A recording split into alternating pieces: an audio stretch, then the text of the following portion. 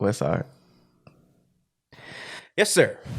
Now we can talk freely. No, we we're can't. live. Oh, wait Yeah, a we can. minute. Yeah, we live Did you now. say the prayer? We prayed before it started. Now it started, and we're going to pray. Okay. I was about to be like, no, we ain't missing Thank you. this. No, we missed it last time. We did. Yes, we did. We went straight Two into Capricorns talking. just going right to work. So I was no. We Okay. weren't doing Thank you, this ma'am. today. Let's pray. Thank you, ma'am. In the name of Allah, the beneficent, the most merciful, all praise is due to Allah, the Lord of the worlds. The beneficent, the most merciful, and master of the day of judgment in which we now live. Thee alone do we serve. Thee alone do we beseech for divine aid. Guide us on the right path, the path upon whom thou hast bestowed favors, not upon whom thy wrath has been brought down, nor upon those who go astray. O Allah, thank you for this beautiful Super Bowl Sunday. Thank you for bringing us all here together in your name as you map out the future, speak on you, and do what you want us to do. Amen. I mean, it's Yes, sir. Super Bowl Sunday. Shout out to the LA Rams. LA in the house. Super Bowl. We won the Super Bowl in LA. Yeah, we out here. We turned up. It's going up. LA. It's LA energy. It's all LA energy. Y'all gonna have to deal with this for all year. Come on. Yes. I'm on Aaron Donald time. I'm on big Aaron Donald time. I thought you were on Seattle Seahawks time, Nah, sir. man, listen, man, it's LA, man. At the end of the day, I'm from LA, bro. Like, I like teams and I like things, but ultimately, this ain't about football. This is about LA getting the victory. And you like banging, apparently. Yeah, bro, it's about LA, bro. It's about seeing people from my hometown. About seeing Caleb Lamar on that stage, man. That was beautiful. That was a beautiful thing to see, bro. I understand, That's K-Dot, bro. From you feel me? That's K-Dot, bro. He's from the hood. Yeah, bro. See my man on there doing this song. That's man, come on, man. Yeah, bro, it's beautiful. Yeah, see my nigga Aaron Donald get them sacks. Aaron Donald. And he did at this at the end of the game, man. Yeah, man. Good for him. Good for him. Aaron Donald's nasty. I don't really mess with football anymore. I did play football. I'm the only one at this table who has played football for real and was nice. Tell me. Yeah, I used to play. That's what you do in Arkansas and Texas. Yeah, we won state championship. We were ranked second nationally. We had niggas go to SC and NFL. Yeah, we was. Why what happened? With me? Yeah. I was too smart. I went to college for my brain, not for football. Yeah, nigga said I was too smart. Sorry, bro. Yeah, I could have went like D3 on some like. Yeah, you probably. Yeah, I feel. I was alright, but you probably wouldn't. Not like that, but probably on some like ain't you feel me? I wasn't gonna go pro, bro. Yeah. Not in football. That's what I'm saying. You like to me that's smart. Like if you're not gonna go pro, then don't. What are you doing? I'm gonna go study how to make money. Yeah, and here we are. You feel me? That'd be my thing. Was like if this ain't for everybody, it's too many. That's it. I love it, but yeah. It ain't. We don't all got to do it. That's what I'm saying. Yeah. So shout out to the Rams. Shout out to the Rams. Shout out to LA. Aaron Donald. He's a guy, bro. He's a good looking bro. Yeah, man. He's jacked. Like, sorry, I'm getting on one, but bro, I gotta give credit where credit's due. You gotta get credit. I gotta give credit. Like, have you seen son? Like, bro he's a god, bro. I understand. He's bro. a god. Got an Asiatic wife too. No shit. And some Asiatic kids. Man, God bless that brother. Yeah. Yes, sir. You don't follow football, do you? Anna Newman has no idea. I understand. He's literally like the best player in the NFL. Yeah, they say he's the best player. He's like the best player. They say like it's hands down. I think it's Aaron Donald. And he showed it today. Before Tom Brady. He what? He showed it today. Oh. Yeah. Yeah, he got like 2 sacks like at the end of the game type stuff. Like it was going up. Sack is when they get their quarterback. He did his famous ball. You know what a sack is, right? It's what again? Oh wow. Wow. So let's say this. I've been to games. I've watched them, and it wasn't only until like a couple of times that somebody sat and explained to me like the different things, because I was like, look, all I see is people running around. I don't understand what's happening. Yeah. I know they're supposed to get it over that field goal. Yeah. The ball goes I was like, I know it's supposed to go. Sometimes it goes over there. Yes. I was like, but I don't understand. I was like, I keep saying them pushed back. Okay, now they're over here. Like, I don't get it. And it was the same with basketball. I understand that it's like all strategy. Your goal is to get it in the hoop. Oh no, I know basketball. Don't play me like that hard. Damn. I didn't even mean like that. I didn't mean like okay, that. That's not the way. I didn't mean like as condescending to you. I meant it as how like it's kind of it's simple. Yeah, like it's get into hoop. Yeah, it's not overly complicated. What just makes it confusing to me is that I didn't know how to interpret the different running and doing all that type of stuff. Like I didn't get it at first. So after I watched, there is a lot of things going on. Yeah. But that's what makes it even more impressive, because like you said, everybody has to know their role. Everybody has to listen to somebody. Everybody has to be using different parts of the brains to calculate what's happening and use your peripherals and everything. So I think as skill, like I could definitely understand it, but as like a game, it doesn't. I find the energy of the people that are like cheering and getting excited more interesting than the people playing the game. I understand. So that's my interpretation. I Understand? Yeah. Did you is there a sport that you solidly understand, or is like you didn't really when you're growing up until now? Like sports? Basketball, Okay. I decently understand. Softball a little bit, or like baseball a little bit. And football, yeah. Like if I see them, I'll be like, okay, I know that person's on that team. That person's on that team. Okay, quarterback. Okay, defense. Like all that sort of thing. Like simple stuff. You didn't play any sports growing up? I wanted to. I didn't have the confidence in it. Understood. I attempted. What'd you do in high school? In What was high your thing? school? Yeah. What was your thing? Studying? Trying to figure out how to survive. No. Yeah. Band? No. I was really interested in drama. This nigga said bam. I could see you being a bandy. I would not mind. Yeah. To play the instrument, oh my God, I wanted to play an instrument so bad. I played the violin at one time. Word. Okay. Not So good, you weren't though. like you weren't a type, like a jock or like nothing. Well, obviously not a That's jock. why I told you. I'm like, I didn't try to be popular. I just tried to participate. Understand. So like I moved around in different groups, and whoever like felt good at that time, that's who I hung out with. What And high like school did you go to again? I went to 2 different high schools. Oh, okay. But the last one I stayed at was in Torrance. So that was definitely a different And you would get like you would take the bus from Compton to Torrance? No, because I told you I moved around a lot. Oh, okay. And by that time I had moved to Torrance. Okay. So I got to see a lot of different worlds going up. Understood. So in different environments. So everything was just a new experience. How was Torrance? Torrance, it was different, peaceful. Word. Like it took me a little bit to get used to it though. Yeah. Like the silence was weird. Oh my God, for a long time it would freak me out. I'd be like, what is this? Peaceful. It's like, it's not overly peaceful, especially when I started leaving high school. I think it started getting busier because a lot of people started moving out there, and it was like a lot of apartment buildings and stuff like that. But yeah, it was just like you remember taking that trip, and then it was like quiet. In Hawaii? No, Hawaii still has sounds where we were. What's it called? Joshua Tree. Joshua Tree, yeah. Bro, that silence was like deafening. Wait, y'all went to Joshua Tree? Yeah. For Hood and Healthy? No, it was her birthday. Oh, that's what's up. Yeah, all Dope. of us went. Dope. All of us Vibes. went. It was vibes. When was this? Last year. Last year. That's what's up. It was Yeah. vibes. Yeah, man. I was forget very- I that was people very do things with appreciative. friends and go out, man. I forget that. Yeah, exactly. I need to start doing that Yeah, again. bro. Jesus You Christ. Need, that's what I'm saying. You need HR. Are you kidding me? Yeah, seriously. learn man. to- Yeah, HR, You gotta learn yeah. to filter again. You gotta learn how to be around people. Seriously. No, you Seriously. do. Seriously, man. Not just you. I just we all do. You just be fighting, like you fighting or you with your kids, or Facts, you work. bro. Let's say you fighting, Bro. you work, or you with your Yeah, kids, or man. you doing a nation thing. You gotta like go have fun. Bro, straight have up. fun. You gotta straight breathe, up. bro. You For gotta re- breathe. I gotta For take real. you outside with me. For bro. real, bro. No, for real. We got to, bro. It's either fighting, babying, fathering my children, or me and you working nation stuff, bro. No, like Jesus. no, seriously. Bro. Like I'm telling you. Good Lord. I know. Take go it. have Take. fun, Oh my bro. God. Have you taken I used to be cool, Have too. you I used to taken? be fucking, like, fun. Oh, I thought you meant cool. I was like, yeah, your clothes are cool. Oh, I mean, like, cool and, like, I used to do shit and, like, camp and, like do stuff, like, I still do shit, party, bro. yeah. Man. I still go do shit. out here Party was still banging never my militant thing, too but- hard, bro. Jesus. That's what I'm saying. You need a like, balance need to of chill. You gotta everything, balance bro. it. Come You on, need a man. balance of Chill. everything. I It's need to LA, chill. bro. You go ahead. Like that's what I'm saying. Like it's Facts, man. LA, bro. Go outside. bro. Just go ahead downtown. Yeah. Just go to a bar, bro. Oh, just that. go. Oh, just, okay. Then I was gonna understand. get Just it go walk from the on the maternal beach. experience. I was gonna Go be on. like, go ahead. I was like, you were talking about wanting to spend more times with the kids. It's true. Either take them to a quiet beach that nobody's really at Yeah. during the. During the week. If you can do it during the week. If you can, Finesse it. and take them and just chill. Like literally, like.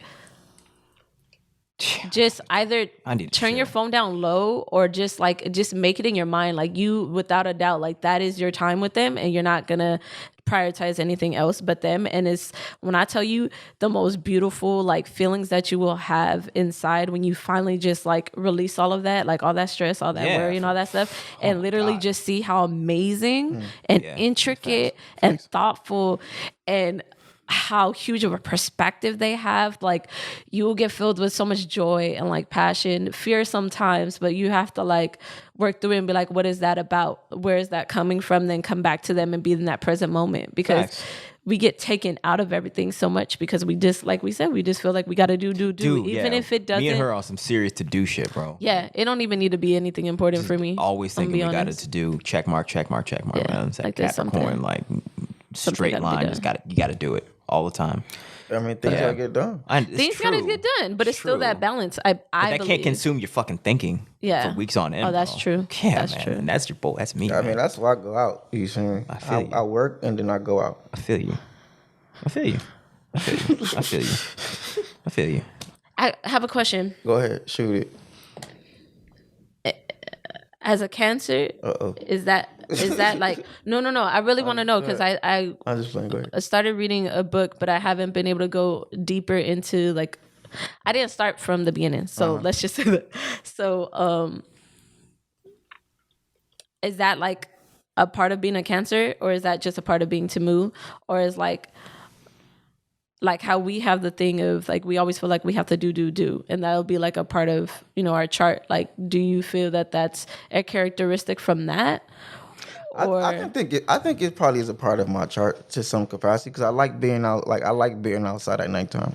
I like going out at night and like having fun and laughing. You like going out? I do. Going out's fun, bro. I like going out. No, I still love going out, but I think it is definitely because like a Cancer. Like today's a full moon, so I'll definitely. Wait, it's full moon tonight? I thought it was tomorrow. I mean, it's Wednesday. I mean, even if it's not, it's like there. It's like there. I feel it. I feel it. I've been to not.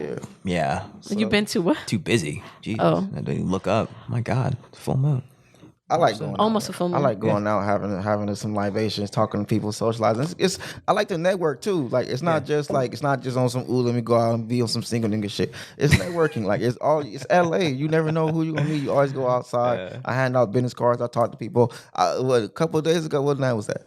Was it Friday night? Yeah, Friday night, man. I saved somebody's life, bro. I had to call this dude an Uber, and he texted me in the morning. He was like, "Thank you, bro. I appreciate you." Like, I gave him my car. He was drunk. He was done, bro. Okay, understood. He was done. He was just throwing up, and I was like, "Bro, make sure you get home straight, bro. I'm gonna call you Uber, bro. Make sure you get home." Oh yes, sir. Nice. That was really kind. And he got home, and he texted me in the morning like, "Bro, I appreciate you. We recognize, bro. Nice. So I'm like, you never know, bro. Like, I go out. I like to talk to people. I like to meet people. I like to socialize. Yes, I'm not married, so I still have the freedom to go and socialize and just whatever the case. But I mean, I'm always, like I said, it's a part of like networking to me too. You gotta hit that. You gotta hit the city, man. Hit the town. I understand. Talk to the people. I understand, bro. See what's up with the real people, bro. I understand. I go see what's up with the people. I understand. You know what I'm saying? I mean, you're an ambassador, bro. Yeah. I'm always pushing farming. I'm always like last night. I pushed I showed some people about farming at the club, bro. Definitely, bro. Come on, bro. Bro, the club, and that's like saying, "Oh, you push God at the club." Like you. Yes, anything you believe in, you be pushing it any time. I'm pushing agriculture. I'm pushing F, man. No, you're right. Yeah, I'm pushing F. So, you know what I'm saying? Farms. Okay? So hip hop song from Lil Gunna called Pushing Pete. Pushing Peace. Pushing Pete. Pushing Pete. Pushing Pete's a song. So okay, it's a cultural thing, bro. It's like I said, you gotta go outside, meet people, bro. You know what I'm saying? Okay. I'm not cool enough to understand. You know what I mean? You know, bro. I'm not either. It's I know okay. we're not cool. Yeah, it's okay. I'm cool, bro. We pushing F. The F is for family. That's what I said. Pushing farm, bro. I'm not pushing Pete. I'm pushing farm. Pushing family. Yes, sir. Farm and family. Yeah, but I'm not sure if you listened last week, but I was listening. Oh yeah. But I wanted to give some bars from what sister was saying. I heard you talking. You know. Yeah. I heard that. But specifically, what I really and we have this. You probably seen. It's like we don't really get in the business of like even anywhere near of telling women what they should and should not do and how like we don't touch that at all. We just listen and then we just comment. But wait, we don't. who? Me and him. But okay. I did want to say, and I'm not going to say it's right or wrong, but I really liked how you mentioned about how you make people earn your feminine side. Like you're not just. I think mostly men, but they have to earn it. You're not just going to give it out. Here we go. No. That's a good thing, bro. Wait, no. I don't want to touch on that, bro. But I understand. But I'm first of all because we talking about we talking about women. We talking about Anna. Like which one we talking about? I'm talking about Anna as a woman. Okay, yeah. Oh, but I'm talking about her. Because you said we don't talk about, we don't tell women what they should We don't. We just comment. We make commentary, but we never say what you should and shouldn't do, bro. We never do that. We just say. I get recommendations. I guess we do. And observation. We give. I give a lot of observations. I give observations. And we say that shit is. We'll say that shit is trash, but we're not going to tell you to stop doing that trash. It's just our opinion. I have observations. Yeah, we do. Yeah, but that's different than telling people literally what to do. It's just not like, at all. Yeah, we can say like, yeah, it's different. You understand what I'm saying? But the point is, I really like. It made me. I appreciated you saying that because it's that's. I mean, from my opinion, it seems like it is something that should be guarded because it's sacred and divine. Mm-hmm. So you should always protect what is sacred and divine. If you guarding your feminine, then you in your masculine. So that's what I'm saying. Okay, so it could be scalable. Is it scalable? Is that what everybody? Is that what you would recommend? Or is that you saying you let me get this? Let me get this. At the micro, I'm giving respect for Anna for doing that because first and foremost, it works for her in what I've seen in her in limited interactions, in her interactions with me. Definitely. Right? Because I know off the jump, it's like, oh, okay, no, she's gonna hold that. She's gonna hold that line. Like I can't squeeze anything by Anna. So you can call that. I wouldn't call that masculine. I call that firm. I don't know, but I will say, the thing I'm not saying. Like I said, I'm not talking about Anna at this point. I'm talking about the general concept. Okay. You talking about Anna, then we can extrapolate that. Yeah. But I'm just saying, like I'm saying, Anna's trying to figure out what's going on. Like, wait, what do you guys? I'm saying. I liked it. Made me feel comfortable when she said that her femininity has to be protected in this world. Well, of course, yeah. I mean, yeah. When you say like that, I also have 2 daughters, so there's context with that. But also, no, I was like, yeah, you should guard your femininity. And then I just thought of like a metaphor of because men and women, we are masculine and feminine. And when you said that, and like after I thought about it, I was like the metaphor of like the sword, like, you know, the core of the sword could be the feminine part. And it's like the sharp part. Wait 1 second, brother. You know how you get when it comes to this topic. Go ahead, bro. And the sharp part could, I don't know, it could be the sharp part of the sword could be the quote unquote masculine part. Okay. Just on guard. And that's how I thought. Do you think?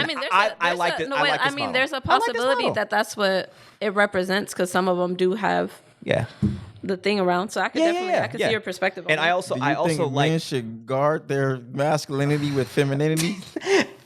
Did I say that? I didn't say that. That's a question. Yes, ma'am. One. Okay. Yeah, please. So just to jump in. Just got a question. Just a question. Just to jump in. So from what I've learned with what I've learned is that the masculine side is the doing and the feminine side is more like this, like kind of just like letting stuff be. Yeah, how do you describe that? So and another thing that I learned, like I said, is like it's nurturing and it doesn't have to, I guess, necessarily bend to anything. Remember I was talking about like softness and it was saying like, you know, you could be in an interaction that would normally probably like tick you off or you would act differently, but just choose not to. And that is you being in your feminine. And then being in your masculine is you going out there and getting this done. You going and doing this. You getting stuff done. That's the masculine side. Yeah. So to me, yes, you could, in a sense, guard your masculine side with the feminine by not having to overexert yourself in any manner if you don't feel that you need to, or you just tell yourself no. Because how many fights would you probably have prevented if you stood back and you just owned yourself and was just like, nah, I'm not even gonna enter into this energy in the first place. Like I'm not even gonna, I already know where I could feel it. Like I don't, and you don't do, you just, and you don't react, you step back and just like, well, I'm just gonna go this way. And then there's stuff that goes on over there when you walked away.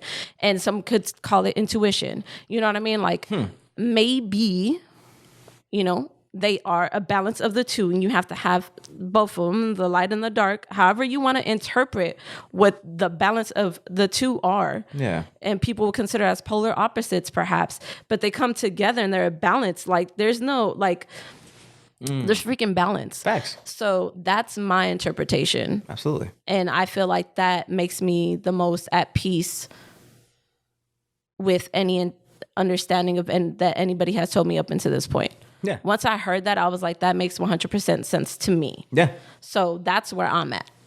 So I feel you. With your guys' perspective, that's where I feel you. I feel you. Yeah. that it is. Yeah. So. Yeah. Sir? I'm learning. I don't have to I can listen just to listen, bro. I understand. Yeah. I don't listen to have a comeback. I understand. Or Good. I don't listen to disagree. I listen to just listen. Good. I listen to what she expressed herself. Yeah, absolutely. Yeah. What I've noticed since I is I train with a lot of women in jiu-jitsu and fighting. That's so dope. Okay. Yeah. So, and a lot of them are super feminine, but they'll also fuck you up. And Super feminine. What does that look like? I mean, like In that how specific experience. I meant like specifically like girly fingernails. I don't know. fingernails. Like I just be thinking they claws, man. You just like Wolverine snatching cute, the mess like out of cute people. and like feminine, like girly, pinky, and stuff that girl shit, girl stuff. They're very girly. That's what I meant by feminine, like girly. Okay, so like, but they'll allow themselves. Well, not allow themselves. They can get hit and hit back without crying. Yeah. But then they have a softer side, and that makes them girly.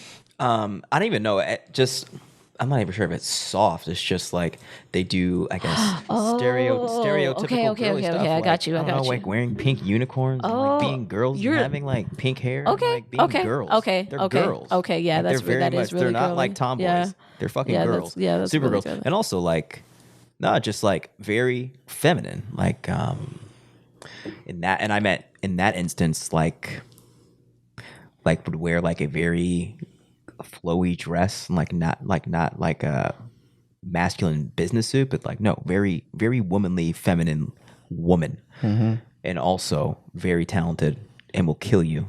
That's fucking dope. It's super dope. That's super cool. It's super dope to see women operate like that, to be able to defend themselves.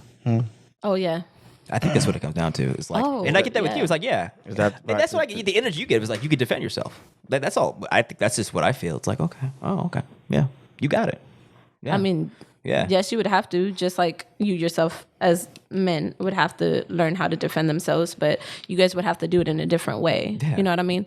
So like, yes, you can fight with your fists, but you also have to, if you're going to navigate wisely, you would have to use your brain. You have to be logical about different experiences, because if you weren't, you probably wouldn't be here. So, and then on the side of women, like our females is like, yes, we would, because people could think that they can overpower us. So if we don't give them the opportunity to, you know what I mean? Yeah. Like I've had to live most of my life not giving the people opportunity to. Even people that may have deserved the opportunity to, I would not give that shit. Understood. And if you couldn't go past me not giving you the opportunity to, then I was just like, well, damn, that sucks. But bruh, like you were masculine enough for me. Right? I feel you. So like, but that was something that I was also told that because that wasn't able to be handled, that they were not enough, right? But understanding that I was out of balance, and because I had to be, right? So, but I was out of balance, but I didn't know. Because of the environment you grew up in? I had to be because of the environment that I grew up in. Understand. Everything that I learned, all the little lessons that I learned, considered positive or negative, like that's who I had to be. I feel you. So I didn't learn to not have to be that person until a couple years ago. Okay. Damn. Yeah. Understood. So that's a long time of your life on this world to be like that. So I could only imagine people that have been here for 60, 80, maybe 100 years that never got to experience like a balance and peace, because this shit is hard. I understand. So like... Question. So you're saying that in the context of you have to guard your femininity, that was because of your environment? So I had to guard myself. Okay, so to me, I didn't look at it as me being feminine or masculine or me being a girl or boy. I had to defend myself. Yeah. In order for me to live, I had to defend myself. And I didn't look at it as any other way. Yes, you did. No, absolutely. Like, at that time, that concept didn't exist. I just was. Facts. I understand. So But now you saying you're not in that same mindset. No. Oh, I had to recognize some traumas and some triggers to get to the place that of interpreting and understanding those experiences and what they have led me to comprehend. I guess my initial point was that like that defense to protect yourself, to operate in your in your masculine, to protect your feminine. You saying that was trauma, and that through the therapy and through the healing of the trauma, now you don't have to operate in that type of energy anymore. As a constant, I have learned to be able to not sit in that realm unless I'm in an environment that I need to, and around selective people. So not everybody. I don't know if I'm answering your question correctly. Can you explain a little bit more? Well, my question is the initial concept of protecting your feminine. Can you define masculine and feminine in your terms? I guess but. No, because I'm trying to get what you're coming from. I'm trying to observe it, right? Or I guess like show it what as opposed to like saying. Okay. I got you. Masculine energy is like we always protecting and like we warrior and like defending. Okay. And just energy, right? Force. Per se, and also thinking and like intellect and like planning and like like thoughts, as opposed to like free flowing. Feminine is like free flowing energy, inspiration, nurturing. Is it like the left and right brain? Yeah, example, right? Like feminine is it's like I said, it's like creativity, free flowing energy. Like an example, like feminine is like nature, like plants growing is feminine. It's gonna do what it's gonna do. Masculine is like understanding how to make the plants grow and like cultivate an environment for the plant to grow the best. That's so funny because that sounds nurturing.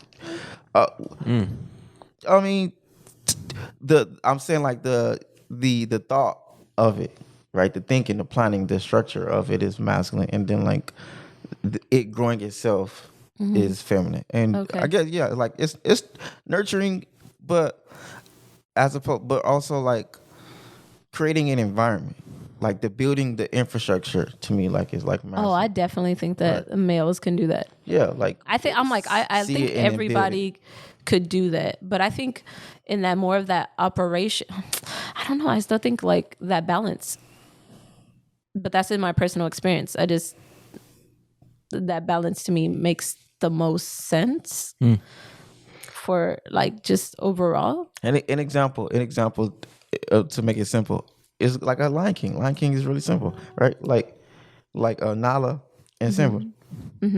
Nala's feminine energy. She's inspirational. She's motivating. She's visual stimulation. And then Simba's like the willpower, like the belief, the will, like I'm going to do it, the courageous, going through, being brave, defending, fighting back, et cetera, et cetera. I guess I've seen that both in women and men. Men don't really necessarily. I mean, I have had some supportive male. Yeah, but I mean like stimulating, like visually stimulating, like visually. Yeah, males could be visually stimulating. I understand, but at scale, most men you don't look at him and go, okay, he's fine. Now I'm inspired. Take that back. I don't know because do you look at a man and say I've painted people. You paint as scale. Do you look at men and get inspired or get? Do I look at men? Like I said, I'm selective. So like if I'm in a relationship, like yes, all right, well, definitely be inspired. I'm just saying if overall, but that's because I prioritize monogamy. So that's No. If that came out any type of weird way, it wasn't meant like that. I just mean that like in that context, but then I also know people that they can see everyone. Like it's just and be inspired to be who they are, be more excited about life, be more adventurous, be more this. I'm just talking about the act of looking at something and being inspired is feminine. That's all I'm saying. That in itself is that's feminine. What you said. So being able to look at something and be inspired is feminine? It's feminine. Yes. So then when men do it, it's feminine. Yeah. It's an aspect of feminine energy. Yeah. We all have both. We all have masculine and feminine energy. Okay, then we're on the same page then. I'm not saying. I'm saying at scale. Yeah. Most men aren't absolutely not visually stimulating, as opposed to most women are visually stimulating to men. Okay, well now I feel confused. Because you said so he was talking about masculine, feminine, and I'm saying the general, but then I'm also bringing it down to masculine. Masculine, feminine is like also men and women. So just more or less. Just to be clear, like when you're saying, you're saying feminine, the natural feminine trait. Correct me if I'm mistaking it. The natural feminine trait is to be able to look at something and be visually stimulated. Visual stimulation in itself is a manifestation of physical energy. You said physical of feminine energy. Feminine energy. Visual stimulation. So visual stimulation. So when you see a woman and she's visually stimulating, she's representing femininity. That the act of what it does to the body is a part of feminine energy. Okay, so then when So what? Not saying that men can't do it. Not saying it's just. I'm talking about at scale. I guess women don't look at men and they get wet. Men can look at a woman. Wait, I just really don't know. I'm not extrapolating individually or don't.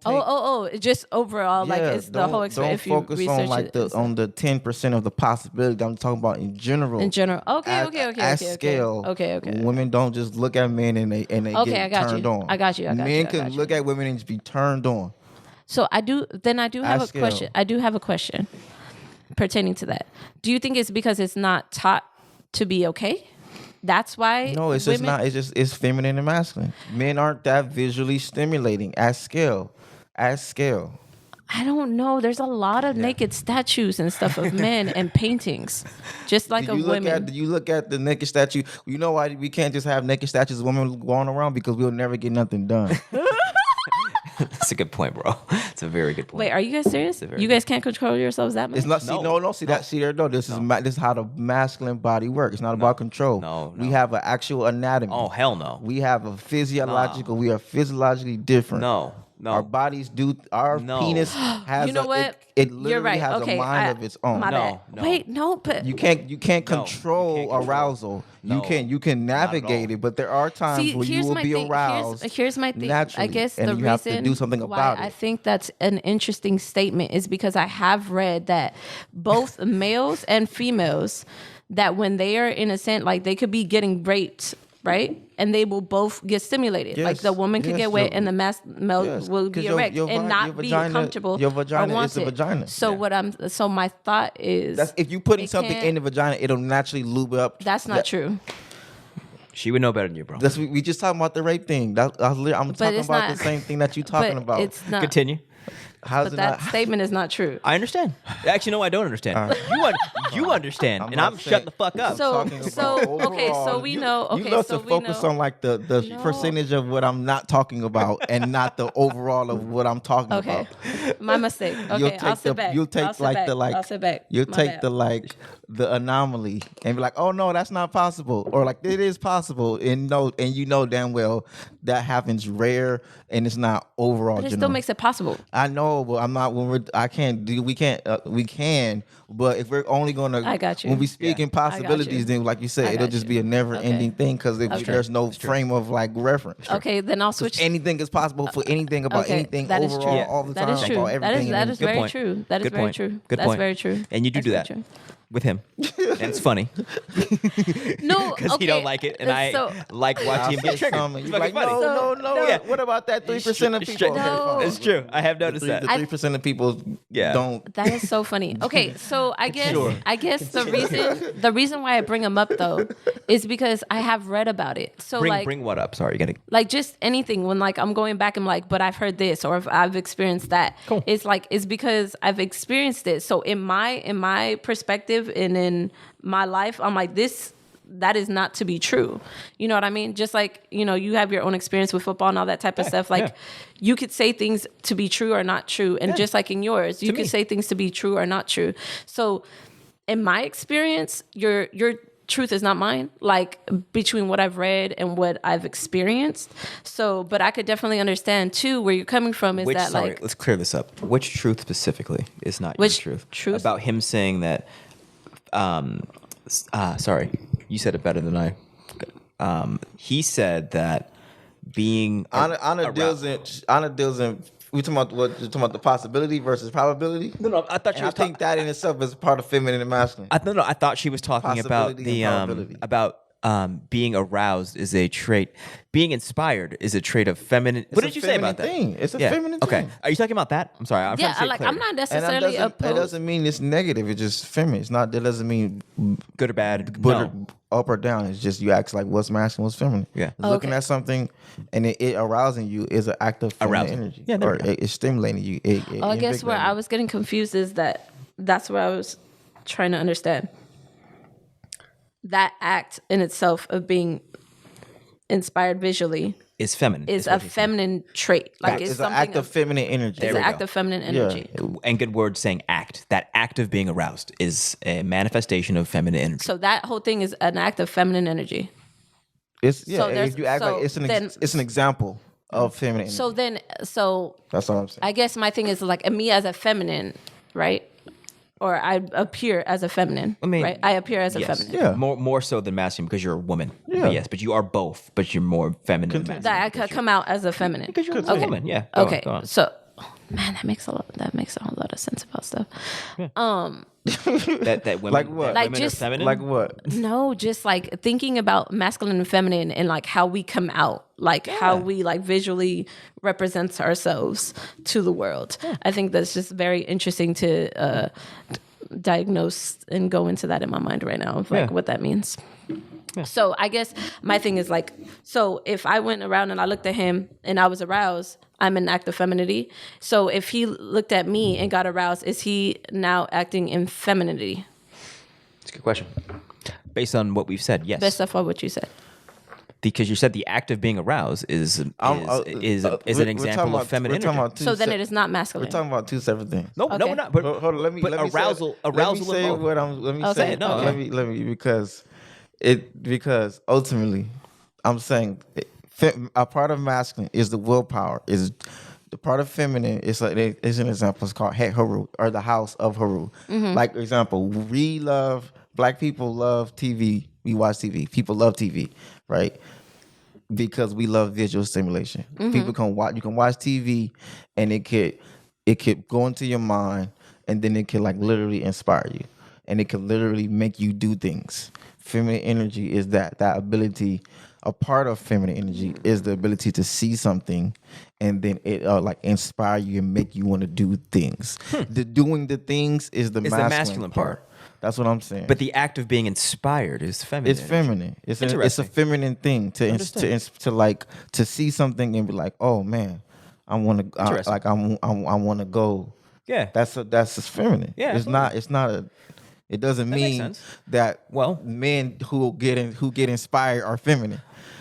It's just I that. said inactive femininity. No. I mean, it's just. I mean, it's just an act. It's an aspect of feminine energy. That's what I'm saying. Yeah. Okay. I agree with that. I don't think that it's an act of I don't think being inspired is like, okay, I'm about to go do something feminine. I'm just saying that, like, if we could break it down, what is an example of masculine and feminine? An example of feminine is visual stimulation, and then an example of masculine is willpower.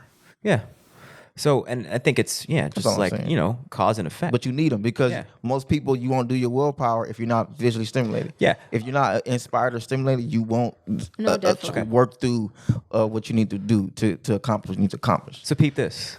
I think it's feminine energy. The act of being inspired is because you're the effect of someone else's willpower, right? Willpower is masculine, and then because of that energy, inspired, you are being the You birth something. the effect Together. Yeah, Sure. so. Yeah, Sure. It makes. I'm substantiating what I believe you now. It sounded what you said sounded true when you said it, but now I'm actually trying to understand it mathematically and conceptually. It's cause and effect. Boom, right. It's cause and effect. Exactly. Cause and effect. Yeah. Masculine and feminine. I could definitely understand Cause that. and effect, and then semen entering to an ovum. That's cause and effect.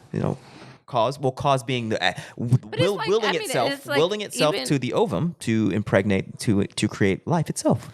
True. Cause and effect. Yeah. Yeah. And it's like it's just like in this realm where we talk about like there's a concept and then there's the dream making, right? Goofy. It's the same thing because then you have to birth that. You get to birth the idea.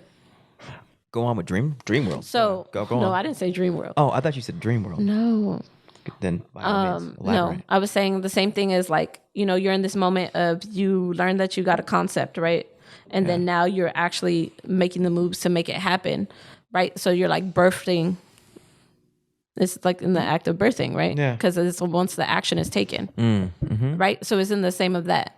So it goes back to, I guess, my thought about like that balance of that too. It just, you're constantly back and forth, whether you're a man or a woman, you're constantly going back and forth. And some of us may stay in one realm more than another, but then I have to dissect that even further because if we are all the same, that means that you have probably gone through similar emotions and experiences as I. So if that is the truth, then I would have to see that like whatever we're always being is probably not our real. You know what I mean? It's probably not true and we're probably tired. And I take that because of my personal experience and because I've been told so much like you're not alone. This has to be a reality, right? Just like how they take stuff like statistics and they'll tell you, 1 in 100, 1 in 1,000, 1 in 1,000,000. There's still other people out there. Not everything runs under just one ruling and space. There's so many different interpretations and interactions and different things that happen.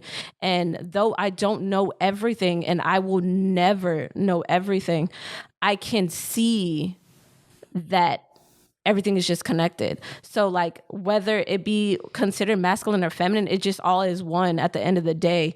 And it all bounces off of each other and everything is needed. Everything on this earth is needed. Everything came from this earth. This place was volcanoes at one time. This place didn't exist at one time and it got brought to life. Just like us. Thanks. So to me, I guess I'm just in a place now, clarity. And I just, it's not a battle of either side and what is and what isn't. It just, everything just is. Everything is just freaking is. Everything is possibility. Everything is moving forward. You could choose whatever you want. You could choose whatever you want. You know what I mean? Anything you want, you can choose. You could stay here right now. Or you can leave. There are people that believe they can go and do whatever was possible, even if they didn't know how, and they fucking got there. I'm one of those people. So if I know that that's a possibility for me, that's a possibility for every other person. They have to believe it, though. Absolutely. So just this whole thing, like... Where's the... in your experience, what's the there? You got there. What there were you talking about? Where I am now. Yes, ma'am. I understand. It's a good thing. Yeah. Yeah, absolutely. So, yep. Cheers to there. Yeah, for real. Shout out to there. No, for real. For real, for real, for real. For real. There. Think about this. You were, sorry, I did cut you off. Did you have anything else to add to that? Because you were y'all good. on one. Okay. Contemplation in itself, feminine, then, right? Because you're giving... Contemplation in itself is... I mean, yeah. I'm just thinking about different things because, like, I had. I went all is one and one is all. And I understand, bro. But I like the fact I like your dissection of really taking the act of being inspired. It's cause and effect. They all intercorrelate. It's like ping pong. Absolutely. This is that. Yeah. Definitely, this conversation has definitely got me to that place, though. It has. Because like that was like that. Thank you for explaining that. No, like for real. really, like I've been really legit Good asking job. myself. I was not being an questions. asshole when I said good job to you, bro. Like the only time tonight I was genuinely being nice to you. I can never tell. I said good job. It's hard sometimes. Good job, bro. It's when he does that laugh after. Oh my God! I can I'm never telling tell, you. and I just don't take any of it personally. I don't take any of it personally. You can't. No, that's good. That's good. That's I don't take good. any That's of it good. personally. and I No, just but say for it. real though, like seriously, like this whole thing has definitely like made that make so much more sense to me and a lot more clarity. Yeah. So like, I definitely appreciate this conversation. Absolutely. No, I feel really I would good say right now. Go back. You know, like and watch. I'm gonna say watch low key because low key said definitely that's the explain word. it. No, low key because it's like it's the relationship with self. Mm-hmm. It's his masculine, his feminine. His masculine is not a trustworthy person. His feminine can't trust because they trauma. That's like the ultimate. That's ultimately like that's it. And he falls in love with himself. is the purpose of the show. And as he falls in love with himself, the only way he can fall in love with him, the hardest part is that his feminine doesn't trust because of trauma, and the masculine isn't trustworthy because of trauma. And these two dynamics continue to clash into the end, and ultimately cause more chaos because the feminine can't trust and the masculine isn't trustworthy, and none of them is wrong and none of them is right. Man.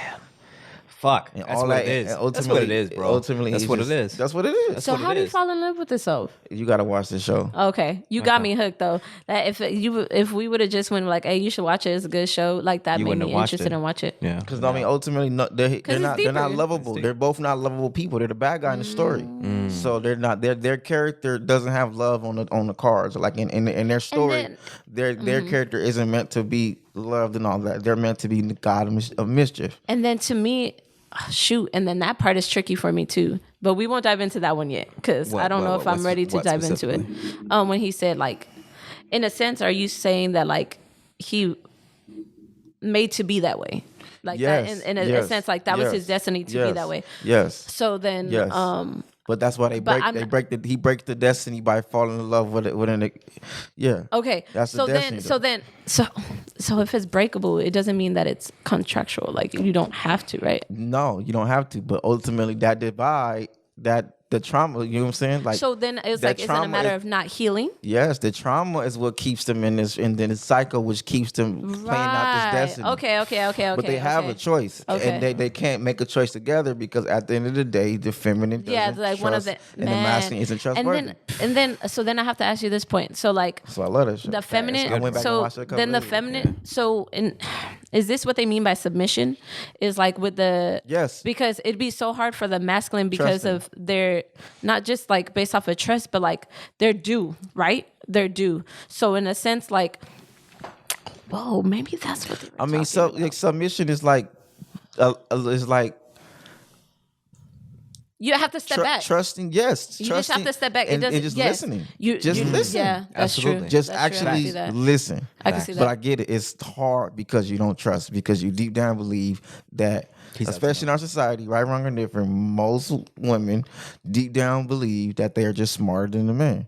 And that they know, I will say that was taught. That was taught because men it's are- like in men the are just games, dumb. the girls are boys are stupider. It's because they come from Jupiter. Yeah, something like that's that, it, right? yeah. Something like that. Yeah. The girls are from Venus because they're some. Is it like that? Well, yeah. Which I get. Boys I are get. stupider because they're from Jupiter, but And boys like, are and like don't you said, know. all men aren't worthy of submitting, and you have to build yourself to become somebody worthy. Facts. Oh, And you have but to have both something sides. submit to But submit both, to. but both sides. I men wouldn't and say women have to build themselves up to submit. I would. Oh, Right. Okay, men wait, have okay. to become something Okay, we wait. submit worthy to. of submit. okay. to. Hold Yeah. on. Women don't have to become. I'm sorry. Women just have to I just misheard choose what to you do said. it. I misheard what you you're said. right. And we said I this misheard last what week. you We said, Yeah. it's y'all the- choice. Y'all just women don't wanna do submit to the God. Women. You hear with that? I have to pee. Okay. Well, before you go, Okay. you said last week. We said women submit to the God and man. I think that's how what you they broke it submit. down. Yeah. And That's how you broke it down. We literally Was just that- reiterated. It Yeah. was because I was speaking that like on my end, in my like I don't know. It could have been more so like I didn't have the energy for it anymore. Yeah. To not submit. to. You had the energy that I'm trying to understand. I think go use the restroom first. Let me go use the bathroom. Yeah, handle. We can handle this dialogue. Yeah.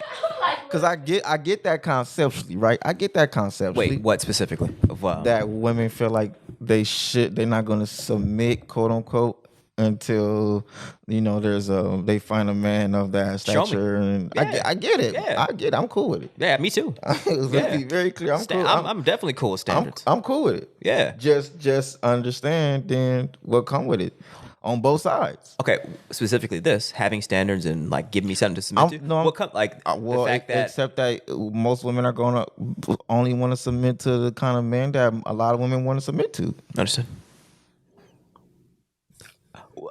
Okay, so are y'all okay with that? Okay, and mind you, it is what it is. It's not a negative thing or a positive thing, right? Because some women say they don't want to do that. Some women rather choose to tap in with women. Y'all got, like you said, free will. I get you. It's complete utter free will I get what with you're me. saying. It's complete. Yeah, you can do it. You can do whatever you want. You can do whatever you want to do. You can do whatever you want. You can do whatever you want to do. Just now, like you said, some women they choose to submit. They want to submit to a god body or whatever the case. Yeah. Which is cool. Yeah.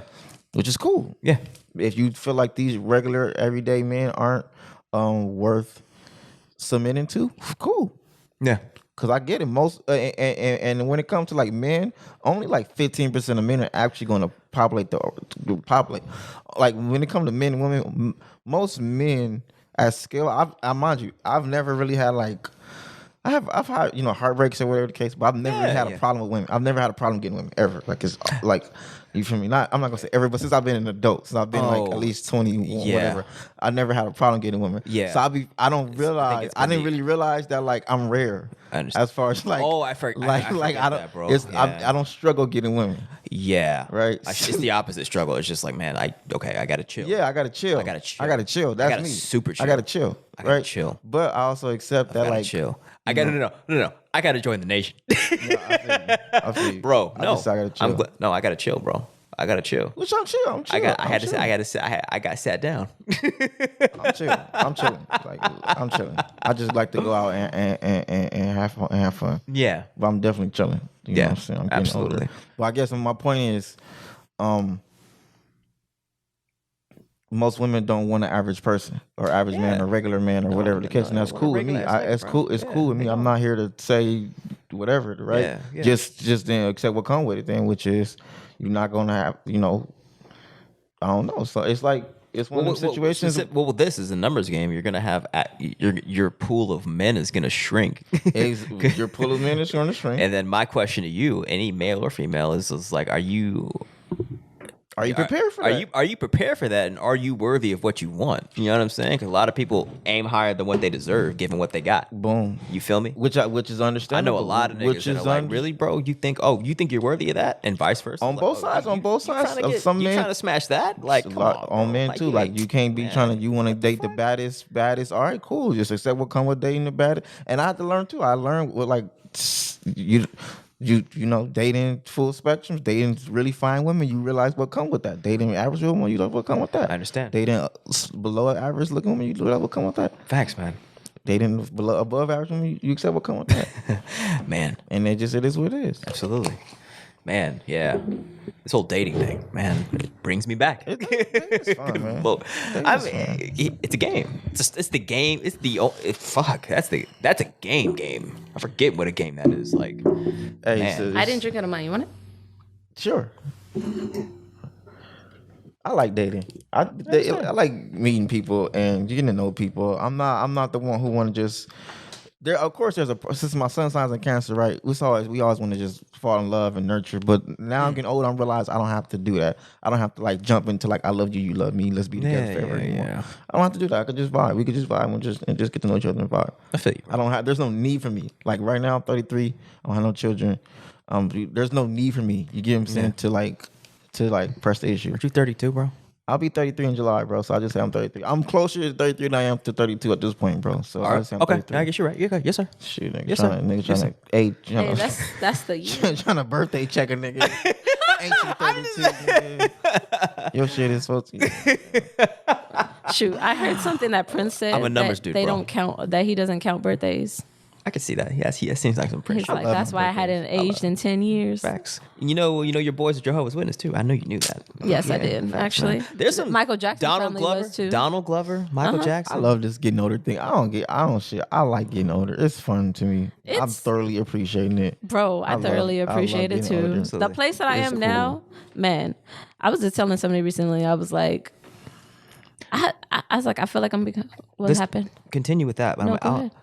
I want you to describe this place because you mentioned before you called it there. Like I made it there, and I said where I am right now, and then you said where I'm at right now. What's so special about this moment? 3 children, life, me, my family, like nice. The place. I guess none of it would mean anything if I didn't get to me. So like I found me, and I've been finding me. Because I've been asking a lot of questions, that I've had to give myself the answers to, and it's made me have to face a lot, and it's just like now I'm just like I'm not looking anymore. You know what I mean? Like I don't think I need to look outside myself anymore. So I've just got into this place of like calmer, like calmness, and I've learned that I could actually get myself to a place of calm, and I thought that I had to like go seek outside myself to get to that place, but I just needed the tools to be able to get there here. You know what I mean? Yeah, No, I just mean like in general in this life. So it's like getting the tools, like breathing techniques, right? Or like how essential that is, like how scientifically, like if you know how the body works, and even deeper, like I was reading about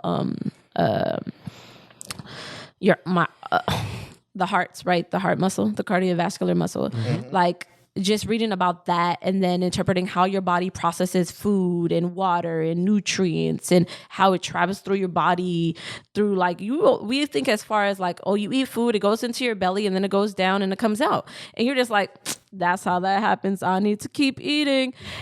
And not realizing how the body functions is like it carries nutrients through your freaking blood, like it gets absorbed into your body through these different mechanisms. And like it starts off from like when you visually see food, like your eyes send a signal to your mouth, send a signal to your brain, right? It sends a vision to your brain, and your brain is like, all right, I need to start salivating to prepare myself to eat. Your taste buds. And then exactly, I need to start salivating. And then like most of the times we don't know how to read our taste buds, right? We don't know how to read our cravings. So we're interpreting something completely incorrectly of what we've been taught, right? So not to get into all of that, but all I'm saying is that I love talking about this stuff. So it's just the inner workings of the body. If you could start to learn the inner workings of your body, you just interpret things way differently, and you will analyze things way differently, and you will move way differently. And that has given me the power. Self-awareness. You know what I mean? Like when I didn't know before, it made me shaky outside. It made me very unknown because I didn't know. I felt like I didn't know. I could be, it's just now I'm realizing the amount of information that I know that I stopped sharing because people just look at me hella dumb. And it's just like, but not understanding, like they're not in the place that I'm at. Oh yeah. You know what I mean? Absolutely. And not be a bad thing, because there's plenty of people that I was around that I did not get. And I still sometimes will find myself doing that too. And it's just like, I don't know. Just everything is very profound. Everything's a lot deeper than we act like it is. And we move past things because that's how we're taught. And like I said before, like that releasing that I did was huge. But it's about the visual. It's about you actively seeing it go and you believing in it. Because if you don't believe in something, it don't mean nothing. You know what I mean? Like you can say, praise God. You know what I mean? But really not believe it, and you won't show in your life.